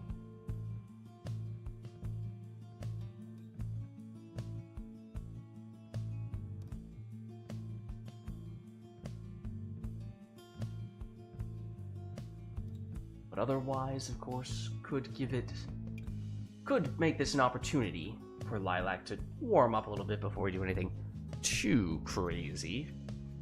Maybe we'll do that then.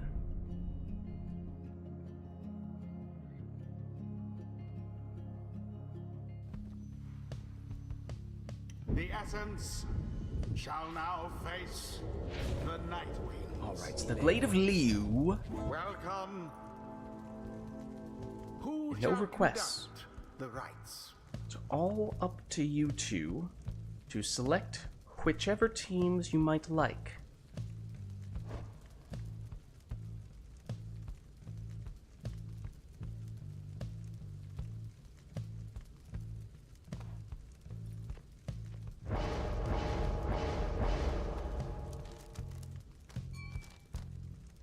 Oh, Exile. Canned Singularity Raji in the first spot. Spheris making a statement right from the onset.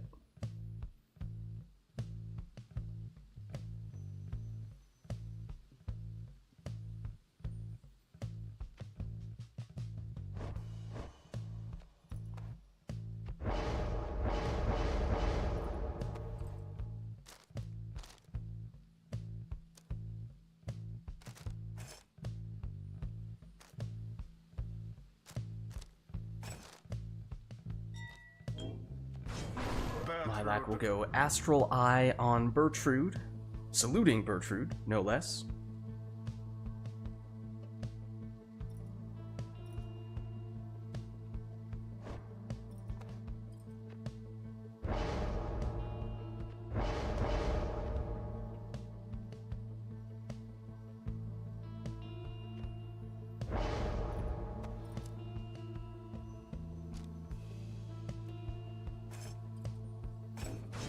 Sandra.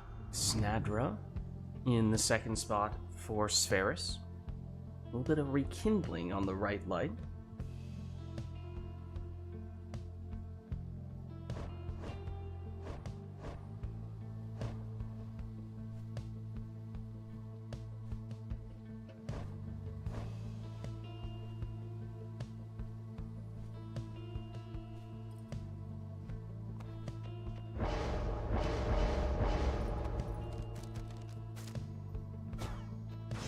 Triesta's Plume on Pamitha in the second spot for Lilac.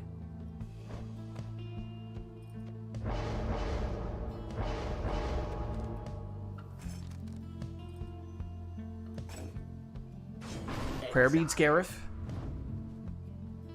That's Spheris' last choice.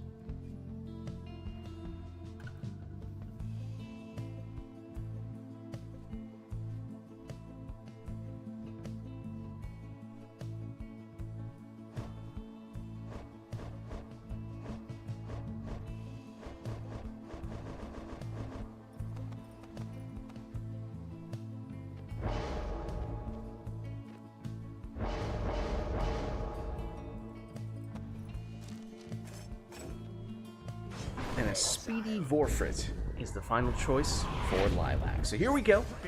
Our first and likely last matchup between these two for tonight. Spheris and Lilac. Here is Spheris. Goes down, but creates a dangerous portal in the process. And actually banishes the entirety of Lilac's team. So it turns into an uncontested 25 damage throw from Spheris' Imp. Lilac gets the orb back here with Bertrude, who leaps in for 38 damage. No prayer beads, so she will be gone in this round, but as we were just saying, the damage has been done. Everyone down, though, for Lilac. So time for Spheris. It's another 25 damage Imp throw, but of course if they just go back and forth trading scores, Lilac's scores here are worth more damage. That is not a mathematical equation that Spheris likes to see, but then again, if Spheris can score a few in a row here, as he now has done, the math starts to change. Everyone down on Lilac's side again. Opportunity here once more. But actually the damage is going down. This is the same Exile who used to be doing 25 damage per score, now just 15 on a couple of occasions. That is because of the Stubborn Flame that Lilac has on one of those crones, reducing Spheris' damage by 10 when Spheris is in the lead. And so if not for that, Lilac would have just won with that score, but because of that reduced damage, Lilac is still holding on here. It does mean one more is all that Spheris would need. Right now it is just Pamitha in the way. She goes down. That means that with that throw, Spheris is the winner. GG. GG. They brushed aside their adversaries without too much trouble. Well played, you two. Thus end this night's proceedings. Frame rate is kind of crunchy. It's not usually a word that I hear in that context, but I think I know what you're getting at.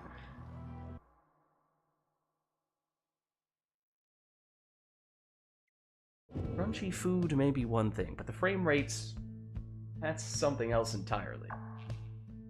Alright, well, GG's, Spheris. Thanks for stopping by. Good to get you in, as always. And if it still works for you, Murph, we could get you in here and now. Have a good rest of the night. See ya. Catch you later. Works for Murph? Very good. Invite on the way, Murph.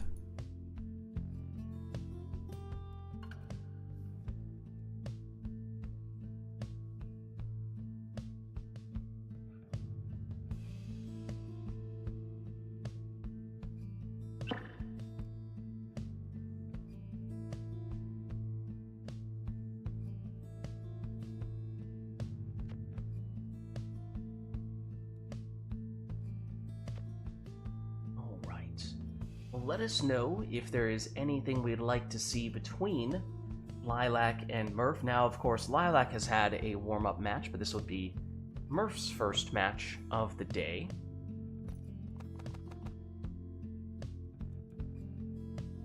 What's up? Hey, Murph, how's it going? Pretty good. Maybe this is just me, but it feels like you're pretty quiet. Okay, hold on. Let me adjust the gain on my mic. May just be that you were leaning away from your microphone or something. Yeah, my desk setup is still kind of scuffed, so I do occasionally do that.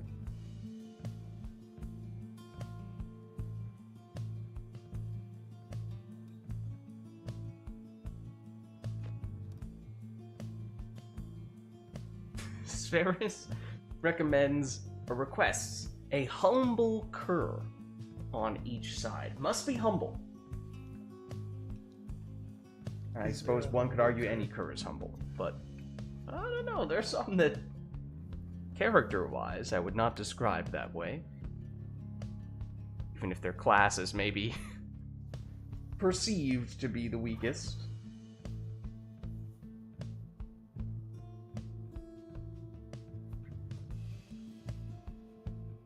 Alright. I suppose in that case, we should be ready to go here then.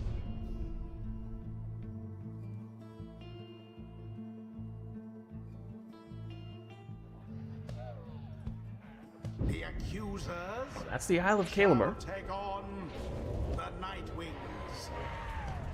Welcome. Alright.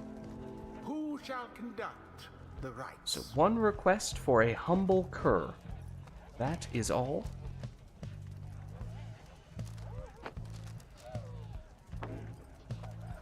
How humble can a cur with a Titan tooth really be, though?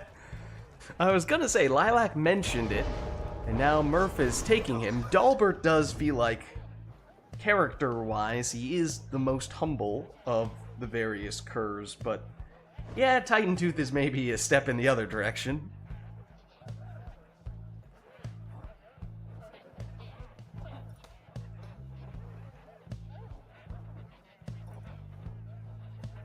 It's just the request that's humble.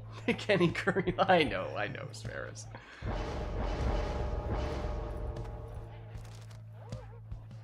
I'm just messing with you a bit.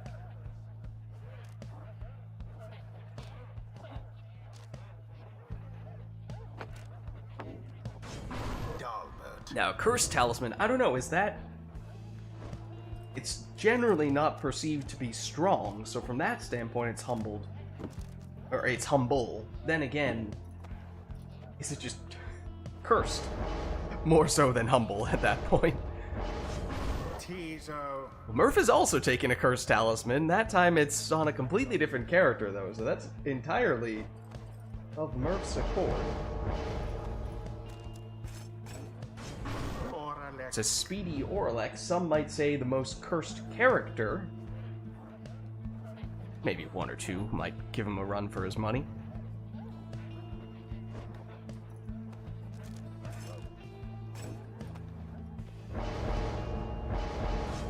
Don't think that character would be Jody, though.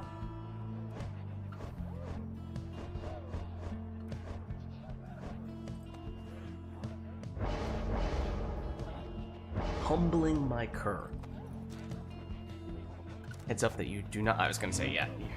Not spent all of your masteries. Careful there.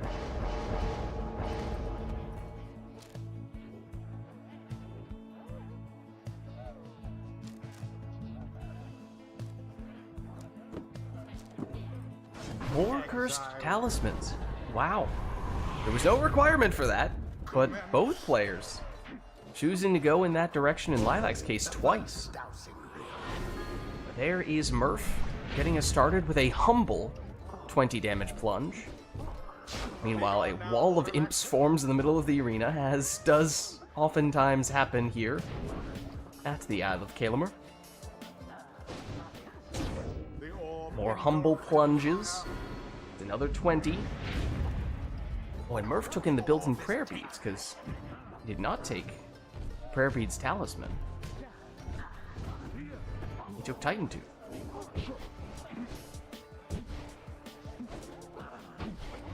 But when he went flying there from Orlek's knockback. Here's Jody for Murph. Murph does have a portal.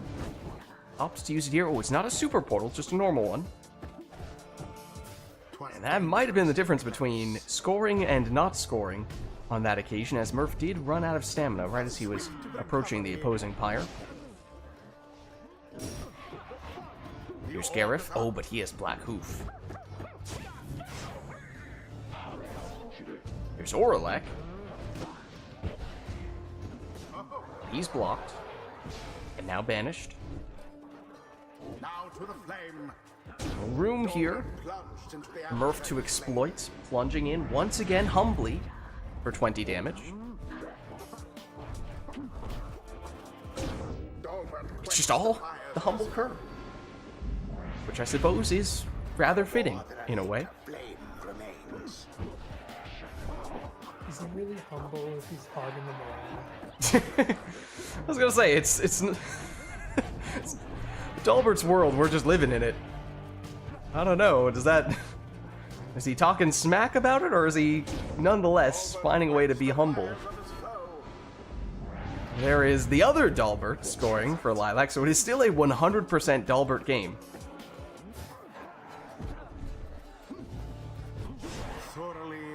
Oh no, you can't do it now. You can't spoil it now. Well, there is a little bit of damage of the non-Dalbert dealing variety. Wasn't the decisive score there, but there you go. With one pyre life left, Dalbert does finish the job. Was as though the scribes themselves stood by their side. GG. The rite is ended. Well played, you two. It wasn't quite 100% the Dalbert show, but very nearly. Align.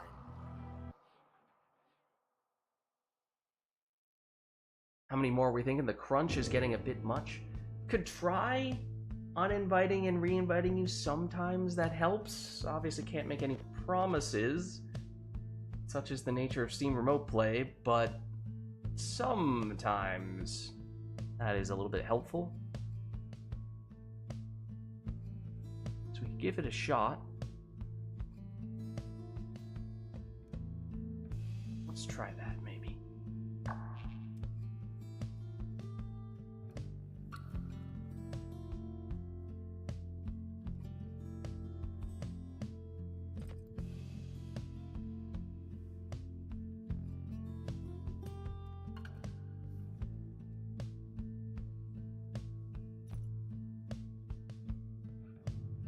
Should have resent it.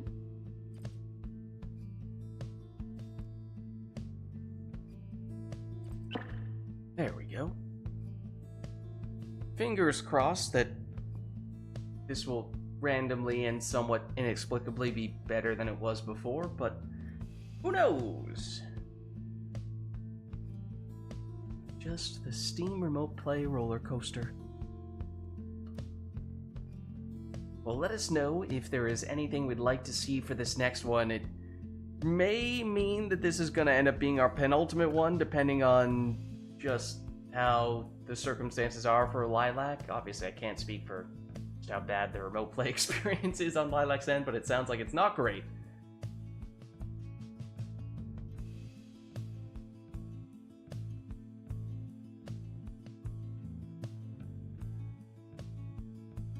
Of course, if we don't have anything in particular, we could always just have the players go with whatever they'd like. That is also an option. Not unplayable, but does lag somewhat. Also, archetypes. We could certainly do those. We have not done any of those yet today. Let me break out the spreadsheet. Here it is. We do random number generator. Okay, so we'll roll some random archetypes for both players to give them a set of guidelines that only they will receive. Their opponent will not know what they are going up against. Let me start with, let's see, player 1 is Murph, right? So I'll roll for you first. Seems as though you will receive this archetype. Let me send it your way.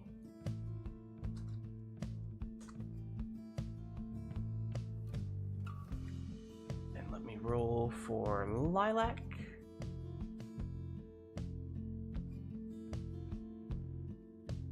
Lilac looks like you will be receiving this archetype. Let me know if either of you have any clarifying questions. Just remember, these are intended to be relatively open-ended, so have some room to interpret / execute them however you think would be best. Let's hop in here, see where we end up with the arena, as that could affect the approach that one or both of you opt to take. The accusers shall confront the Nightwing. It's the Nest of Triesta. Welcome. Lilac says, I'm scared. Interpret that however you will. I gotta think a little bit.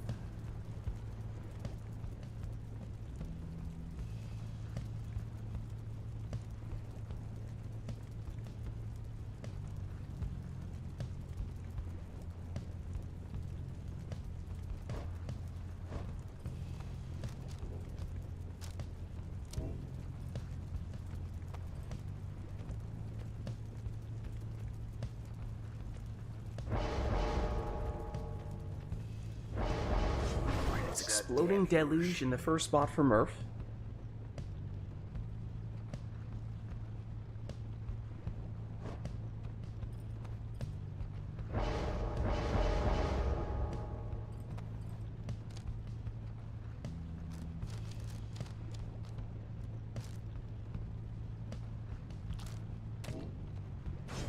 It's a Leeching Bertrude for Lilac.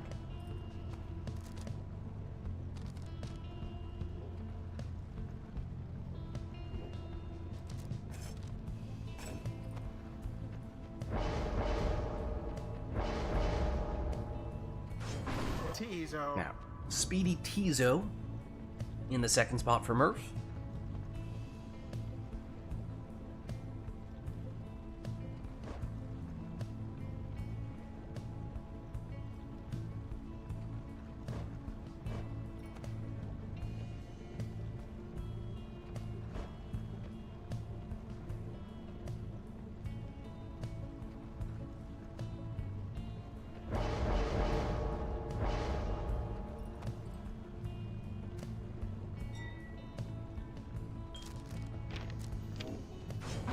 Nutrition Stick Volfred in the second spot for Lilac. Now, as a reminder, if you feel like you've kind of done as much as you need to do on your archetype, you feel like you've already made that a pretty focal point, pretty important aspect of your team composition here, then you might be able to go with whatever you want in the last mop. But obviously, if you want to go absolutely all in on the archetype, you will get no arguments from me.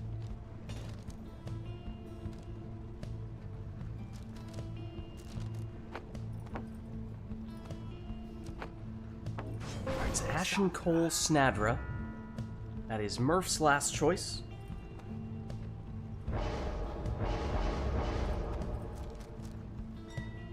And Lilac.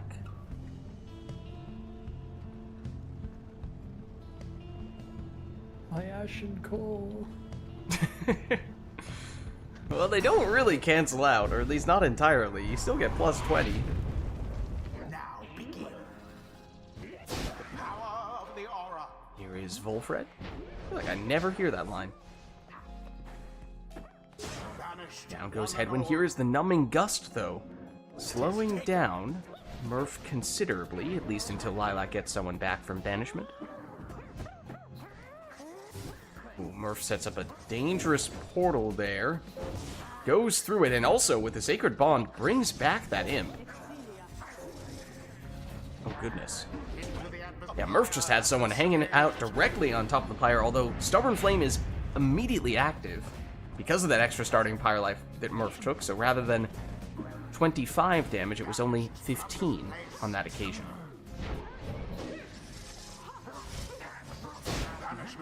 Everyone down at least for a split second there for Murph. That was the last of them.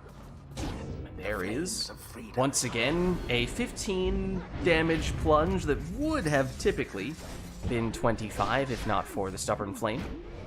Glorious. Ooh, that big power cast. Almost enough to get rid of 2 defenders, but turned into just 1. But Snadra still in position to plunge in for 10 here. Oh. Okay, I was gonna say that was an awfully still Lilac there. Why, that was all of them. Everyone down on Lilac's side, but here is once again the Numbing Gust activating.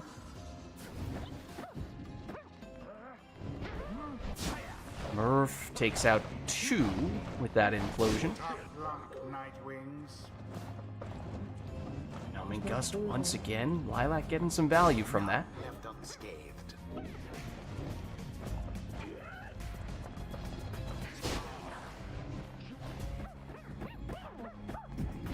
The orb is up. Just Headwind against Deluge. I don't have his phone. Oh, but into the lava he goes.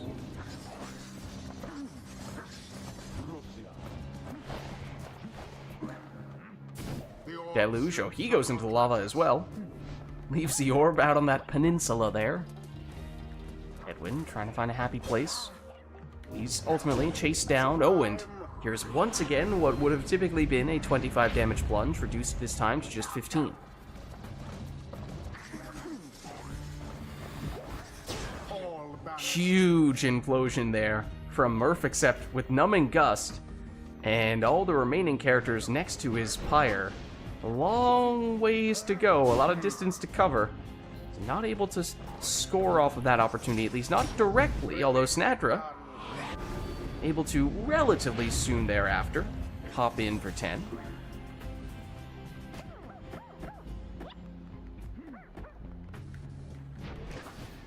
Down goes Tizo. But a somewhat dangerous portal there for Murph to consider using. That he does. The orb. And there is Tizo. Once again, 15 on the plunge. Once more like that, and we are finished. And it would usually mean that Murph is in range here with 1 score, if not for that Stubborn Flame. I don't believe he has a way to make it happen in 1 round, though, for that reason. Now to the flame. Lilac leaps in. Faster than Good for 30. It does now mean no Bertrude in this round. Here's Volfred. That nutrition stick, he has quite a bit of mobility. Also can dance a little bit, as Lilac demonstrated. Right now, just Headwind. It's a little lonely, at least until Volfred returns. Here he is, but now Headwind is gone. merely a glancing blow. Just 5 damage because of that Stubborn Flame. That is tough for Murph to make much progress with a non-seize chance active worm. But look at this. Murph creates a portal directly on top of Lilac's Pyre. That's as dangerous as it gets. That is more or less an automatic score if Murph can get the orb back. Except now he didn't go through the portal, instead went down with Tizo and did move the portal ever so slightly. It may not quite be an automatic immediate score at this stage, but he doesn't need it. He'll go in the old-fashioned way. There.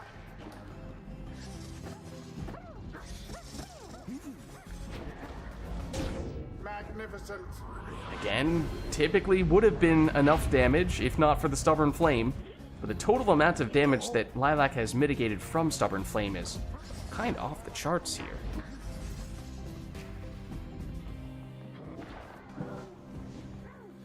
Murph says, we don't need that orb. I have more important business to attend to here.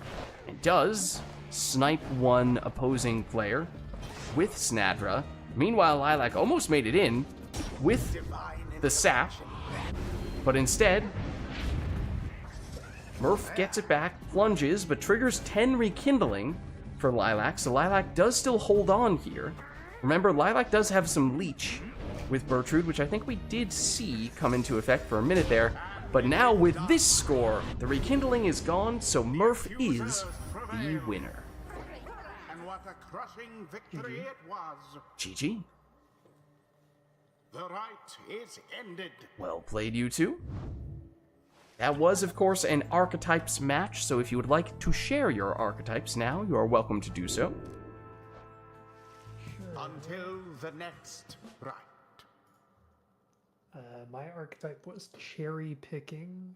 Leave a character close to the opposing pyre even when you don't have the orb that you can quickly pass the orb to and set up an easy score. Cherry picking for Murph. Lilac had debuff, which, with that, both Stubborn Flame and the Numbing Gust definitely had that play a pretty critical role as well. Alright, but with that being said, I'm thinking it may be time to call this our final rite of the night, our Liberation Rite. One in which, well, I suppose let me just double check with Lilac in particular, given how you had those concerns about the lag before. Is it any better now, or are you still thinking you're good to say? Okay. Does that work for you, Murph, if we keep going a little while longer? Yeah, I'm good. Okay. Cool. In that case, let us know if there's anything else we'd like to see for the next one. Otherwise, we could always just leave it up to the players to go with whatever they'd like.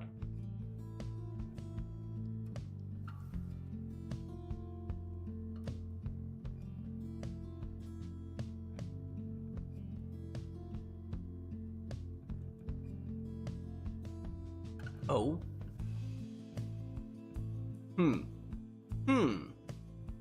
Ah, okay, now I understand. Lilac is putting us at the boat. Anything else, or will that be all?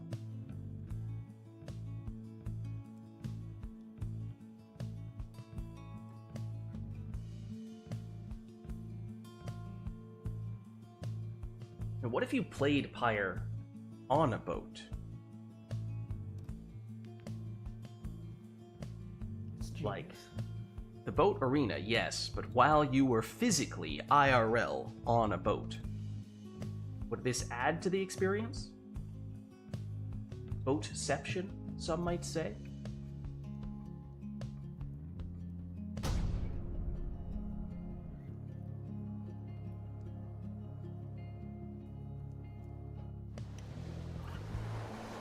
The accusers versus the Nightwings.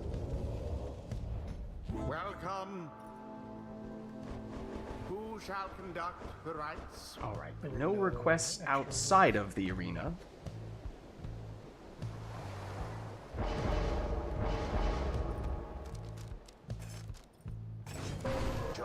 Speedy Jody for Murph. That's the first selection.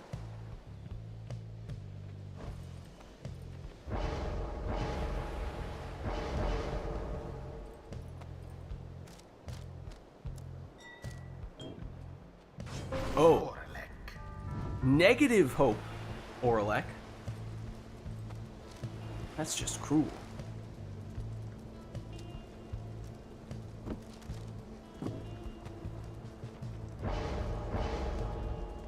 Which naturally, Murph follows with a cursed Orlek.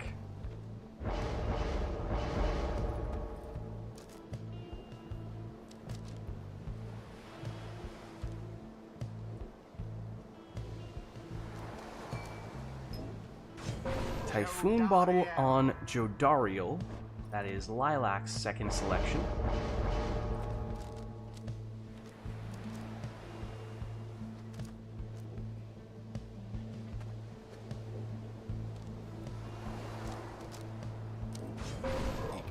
Murph goes exploding Ignarius.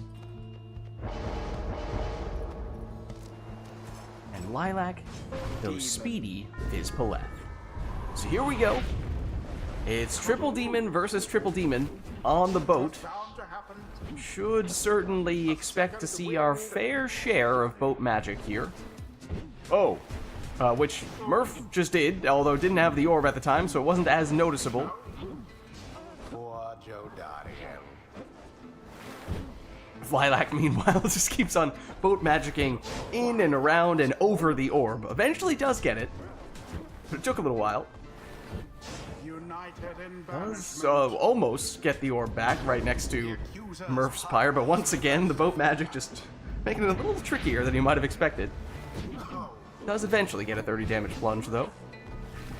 However, that does mean Lilac is down one demon, and with Orlek going down for the next 20 plus seconds, it's practically like Lilac only has one demon for the entirety of this round, including none at this precise moment after Jody just got banished. And there is Jody, lunging for 30 from Murph.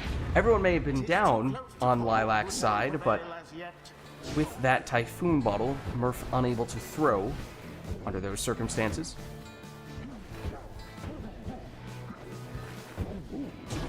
Well, there are the finger guns. That's a 30 damage plunge from Murph's Ignarius. show of strength from the Nightwing's opponents.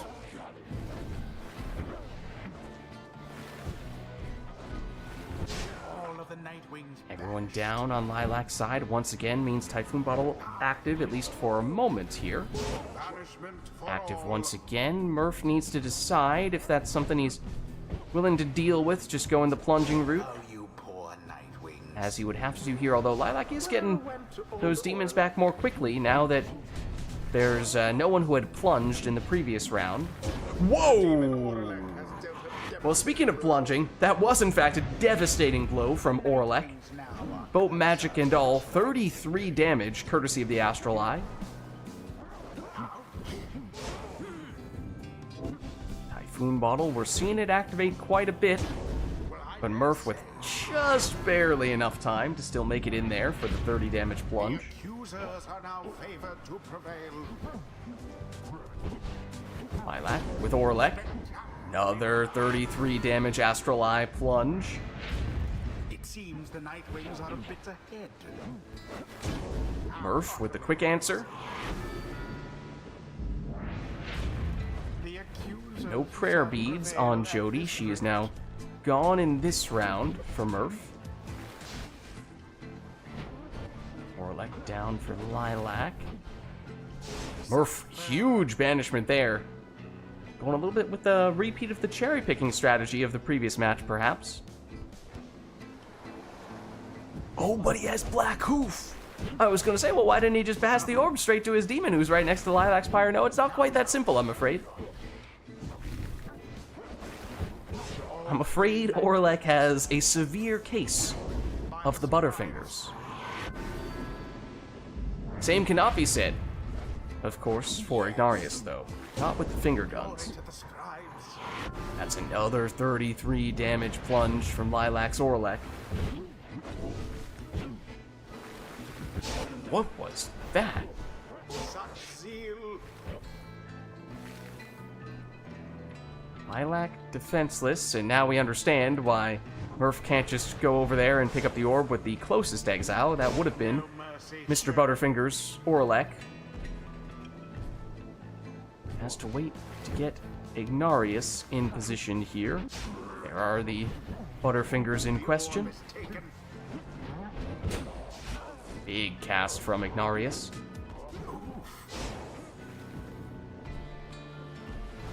Jody. Boat magic makes her a little bit quicker, and I think she might have the Tailwind Crest as well on top of that. Here's Lilac's Jody. Blocked and banished. Ignarius from Earth.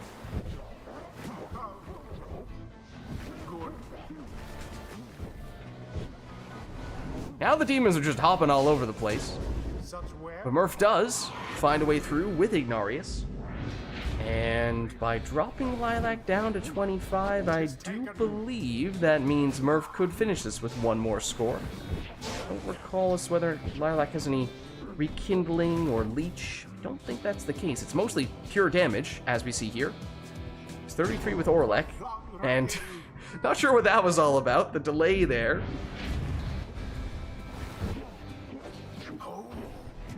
Orlek, back at it.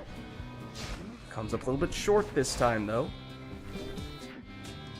Though Lilac may have extra damage with Orlek, it is still not quite enough to finish this with one go, so it's a one-score game for Murph. It's likely a two-score game for Lilac, and Lilac, defenseless, but Typhoon Bottle, is that enough? At least to buy Lilac time to get a defender back? Well, it was. Uh-oh. Here's an opportunity for Murph. Except the throw was too quick. Murph cut it short, and in doing so, Lilac still holds on here with 3 Pyre life. Also gets blocked and bandaged just in front of Murph's Pyre. Otherwise, we were about to have ourselves a sudden death match. May still prove to be the case here, depending on how this round plays out, but having all 3 demons banished is probably not what Lilac had in mind, because with that score, Murph is the winner. The accusers prevail. GG. The rite conducted with aplomb. Well played, you two. The rite is done. Alright, well, let's head on back. Until the stars align. Let us know if there's anything we'd like to do for this one. That was just a boat arena request. Everything else was all up to the players, so we saw 2 voluntary sets of 100% demons.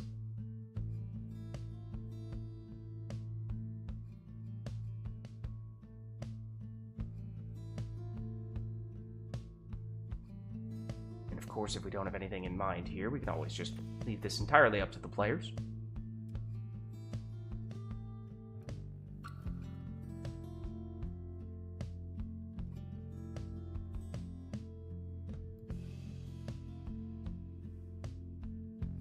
Lilac scheming says archetypes again. We can certainly do that. Let's see what we end up with this time. Okay, so it's Murph, still player 1. Let's roll for you.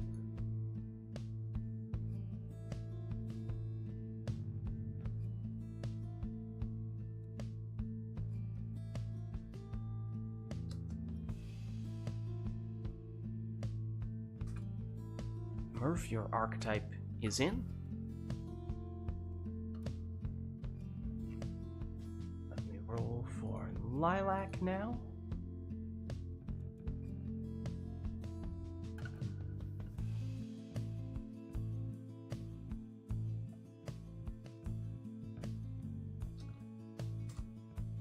Lilac, your archetype is in. Let me know if either of you have any clarifying questions. Otherwise, if not, let's at least load in, see where we end up.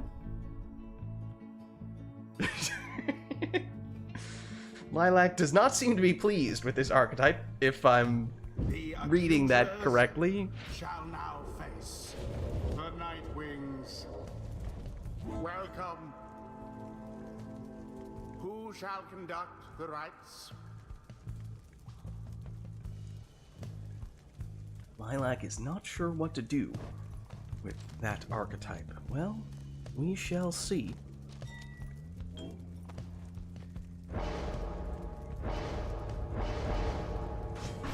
It's a quick throwing Volfred for Murph's first selection.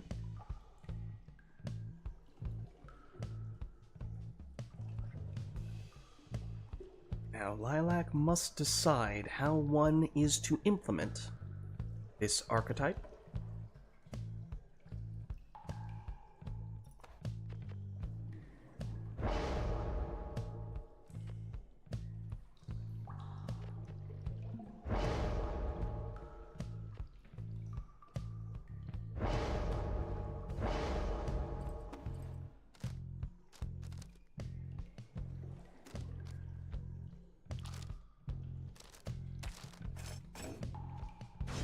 It's Speedy Headwind for Lilac.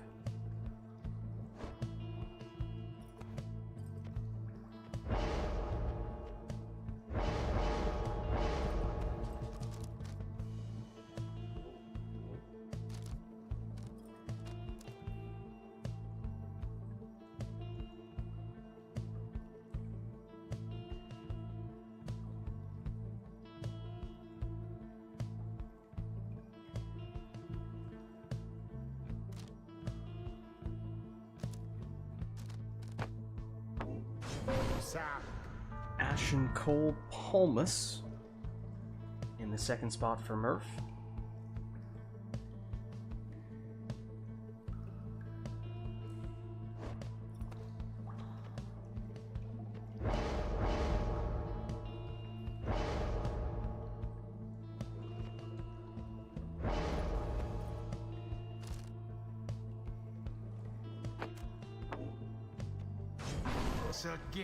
Kerfang Gilman in the second spot for Lilac. Remember, if you feel like you've already done everything you realistically need to do for your archetype, you could just go with whatever in the third spot, but if you want to go all in, that is, of course, welcome. It's a Speedy Bertrude in the last spot for Murph.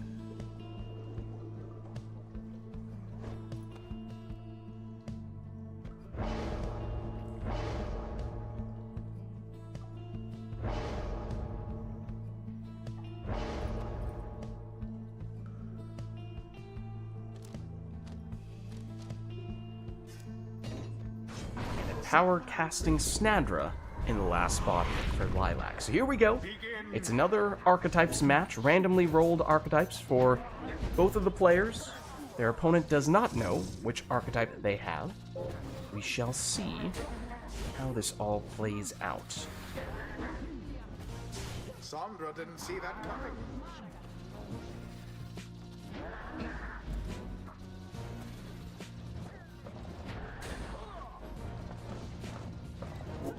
Lilac with Gilman, but down he goes. There's Headwind.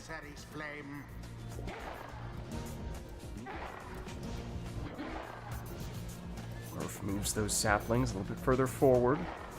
He's covering much of the middle portion of the arena, but can Lilac find a way to break through here? There is perhaps a little avenue here for Murph with Bertrude to jump in for 25. Does, however, mean no Bertrude in this round for Murph. Need to find a way to get the job done with a couple of saps.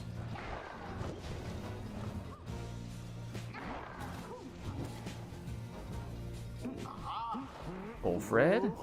Throw is intercepted. Oh, meanwhile, Lilac has Snadra hanging out on the other side of the arena. She'll plunge for 20.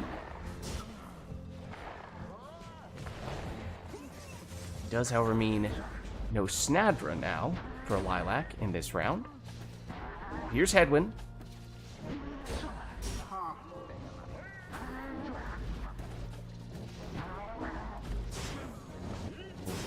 Gilman, at least for a second there, came back when everyone else was banished. Now everyone is banished, and there is time for Murph to throw this one in for 25. Murph, once again, quick to set up those saplings. Not a lot of room for Lilac to maneuver here. Bertrude.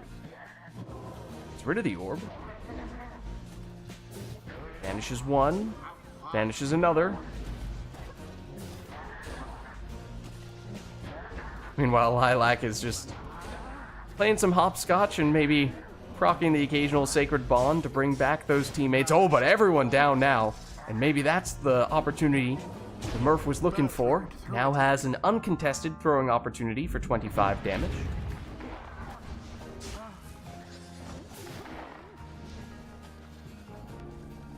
More saplings to block out the middle of the arena here for Murph. So actually, more so, I was going to say on one particular side. Don't know if that was intended or not. Now it's more spread out. Big casts from Bertrude. Chases down the last of the exiles, but then Gilman came back with his valiant return. but close enough to get in a sap throw for the deciding score. GG. Overwhelm their adversaries utterly. The ceremony is complete. Well played, you two. That was an archetype match. You guys are welcome to share your archetype if you would like. Lilac says, ended up liking that archetype more than I thought. It was support-centric for Lilac. I had Until the next low round. block counter, which is absorb pressure from your opponent's attacks, then quickly counter-attack them while they were out of defensive position. Which I was kind of like, that's just PYRE. I did like the team I came up with.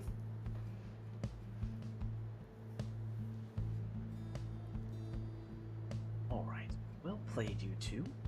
I'm thinking maybe we do one more before we go into our liberation rite, if that works for the two of you. Yep.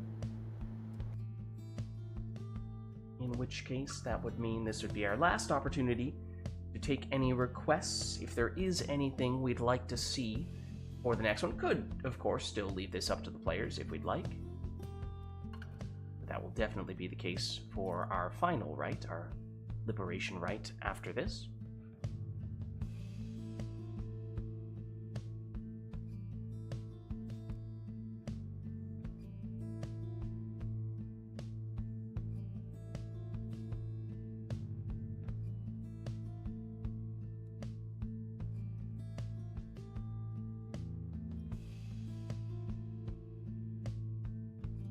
Not seeing anything at the moment, though, so maybe we'll just keep it simple here. Let the players take whatever they would prefer. Oh, hold on. I think we still have enough time. We can make that happen. We didn't even load in properly there. For the first time today, Lilac says, let's turn Customize off. Randomized Exiles, Masteries, and Talismans. Won't even get to see what those are in advance. Just gonna get thrown straight into the action. Let's do it.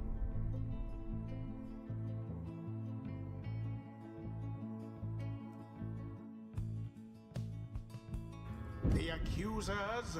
Alright, it's the shall book take on for Murph. the I think that's Night Orlek. Wings. Then a Crone and a Savage. That is Orlek. Begin. Then it's a Sap and 2 Curs for Lilac. Murph practically with the full-blown True Nightwings team here. Lilac almost sneaking through there. But instead, The accusers it's are Murph first with a to quick strike their 13 damage adversary's throw blade. from the Crone. Here's Orlek. He has Celestial Spike, banishes the entire team with a single throw. Except Parker comes back quickly, so wasn't quite able to capitalize on that as you might have typically expected. Don't let that take away from just how crazy that was. Now, we just saw that was that Murph's Gareth who can't cast, courtesy of the Black Claw Talisman. If so, then that is something that is certainly worth noting. Doesn't stop him from plunging on that occasion, though. Doesn't need the Celestial Spike on that occasion, Orlek, if it goes straight in. Time for 19.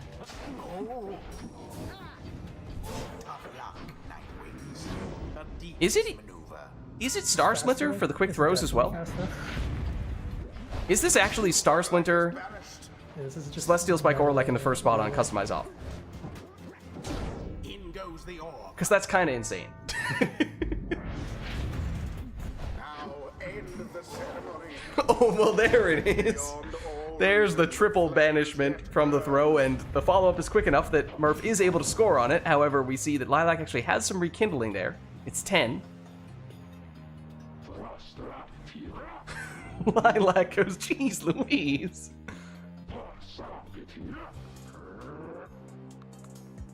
now go.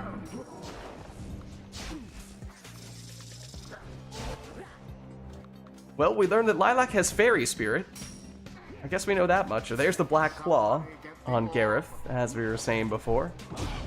But it doesn't stop him from scoring, as we were saying before, and thus, with a pretty busted setup, Murph is the winner. Their adversaries. Nah, that seemed balanced.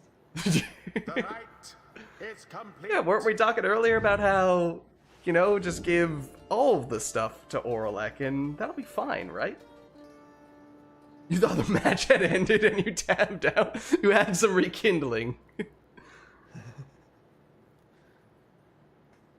Don't worry, it was, as you were tabbed out, it was mostly just Murph spamming the demon salute on Oralek in the middle of the arena, and he didn't even have the brazen manner, so... Do all the characters have unique salutes, or is it just Oralek? Until the next. It's kind of a one-man army there. One demon army. Yeah.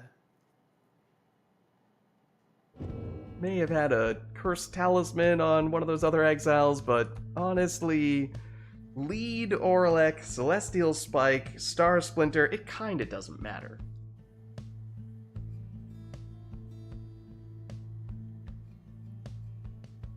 Alright, but I believe it is now time for us to go to our final rite of the night, our liberation rite. So we'll head over to the Fall of Solium, and we will not take any requests from chat for this one. Instead, we will just have our players take their preferred teams to finish things off in style.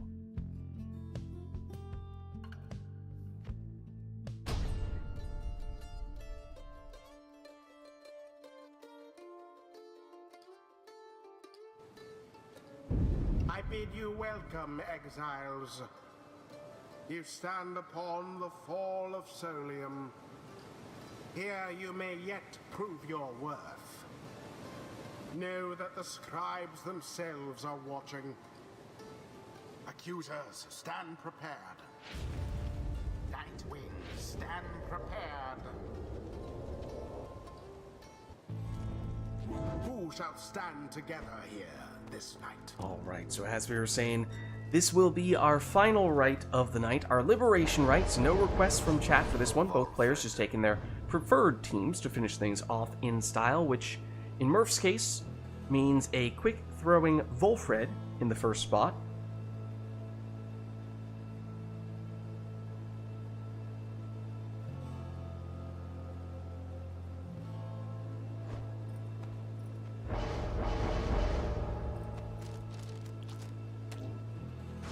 Lilac will go Leeching Stowaway.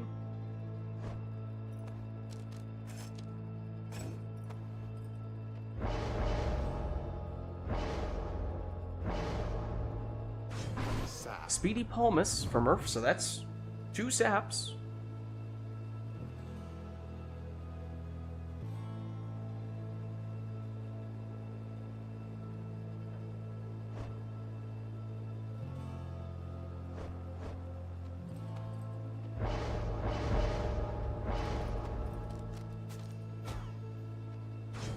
Tizo. Infinite Stamina on Tizo in the second spot for Lilac.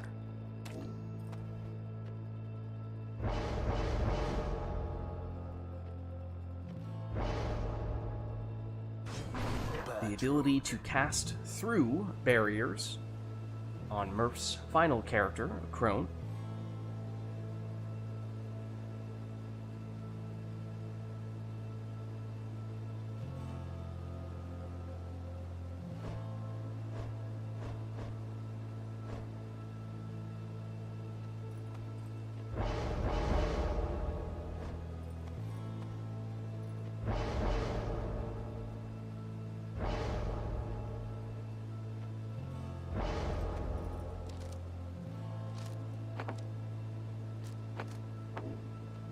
Lilac will finish with a Curfang on Almer. So here we go, our final rite of the night, our liberation rite. Murph on the left representing the accusers, Lilac on the right representing the Night Wings.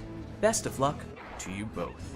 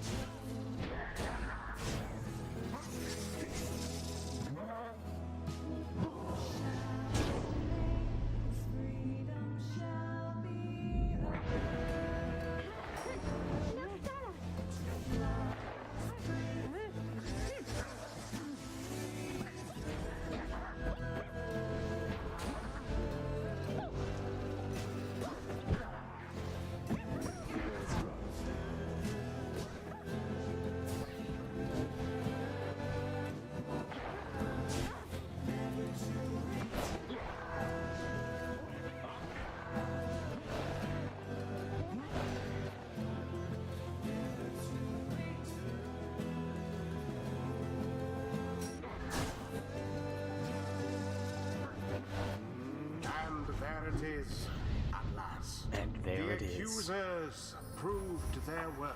GG. The accusers prevail. As for their adversaries, they did not. The voice just Their repeat up? adversaries must be crying tears. What's going on here? Thus ends He the is really debate. chatting What's about happening with Brighton? Proceedings. Brighton's having a little bit of a rough time right now. What the heck? I've never seen that before. Oh. Well, GG. That was our final rite of the night, our liberation rite. So thank you everybody who participated in the rites today and everyone who gave us the requests in chat as well.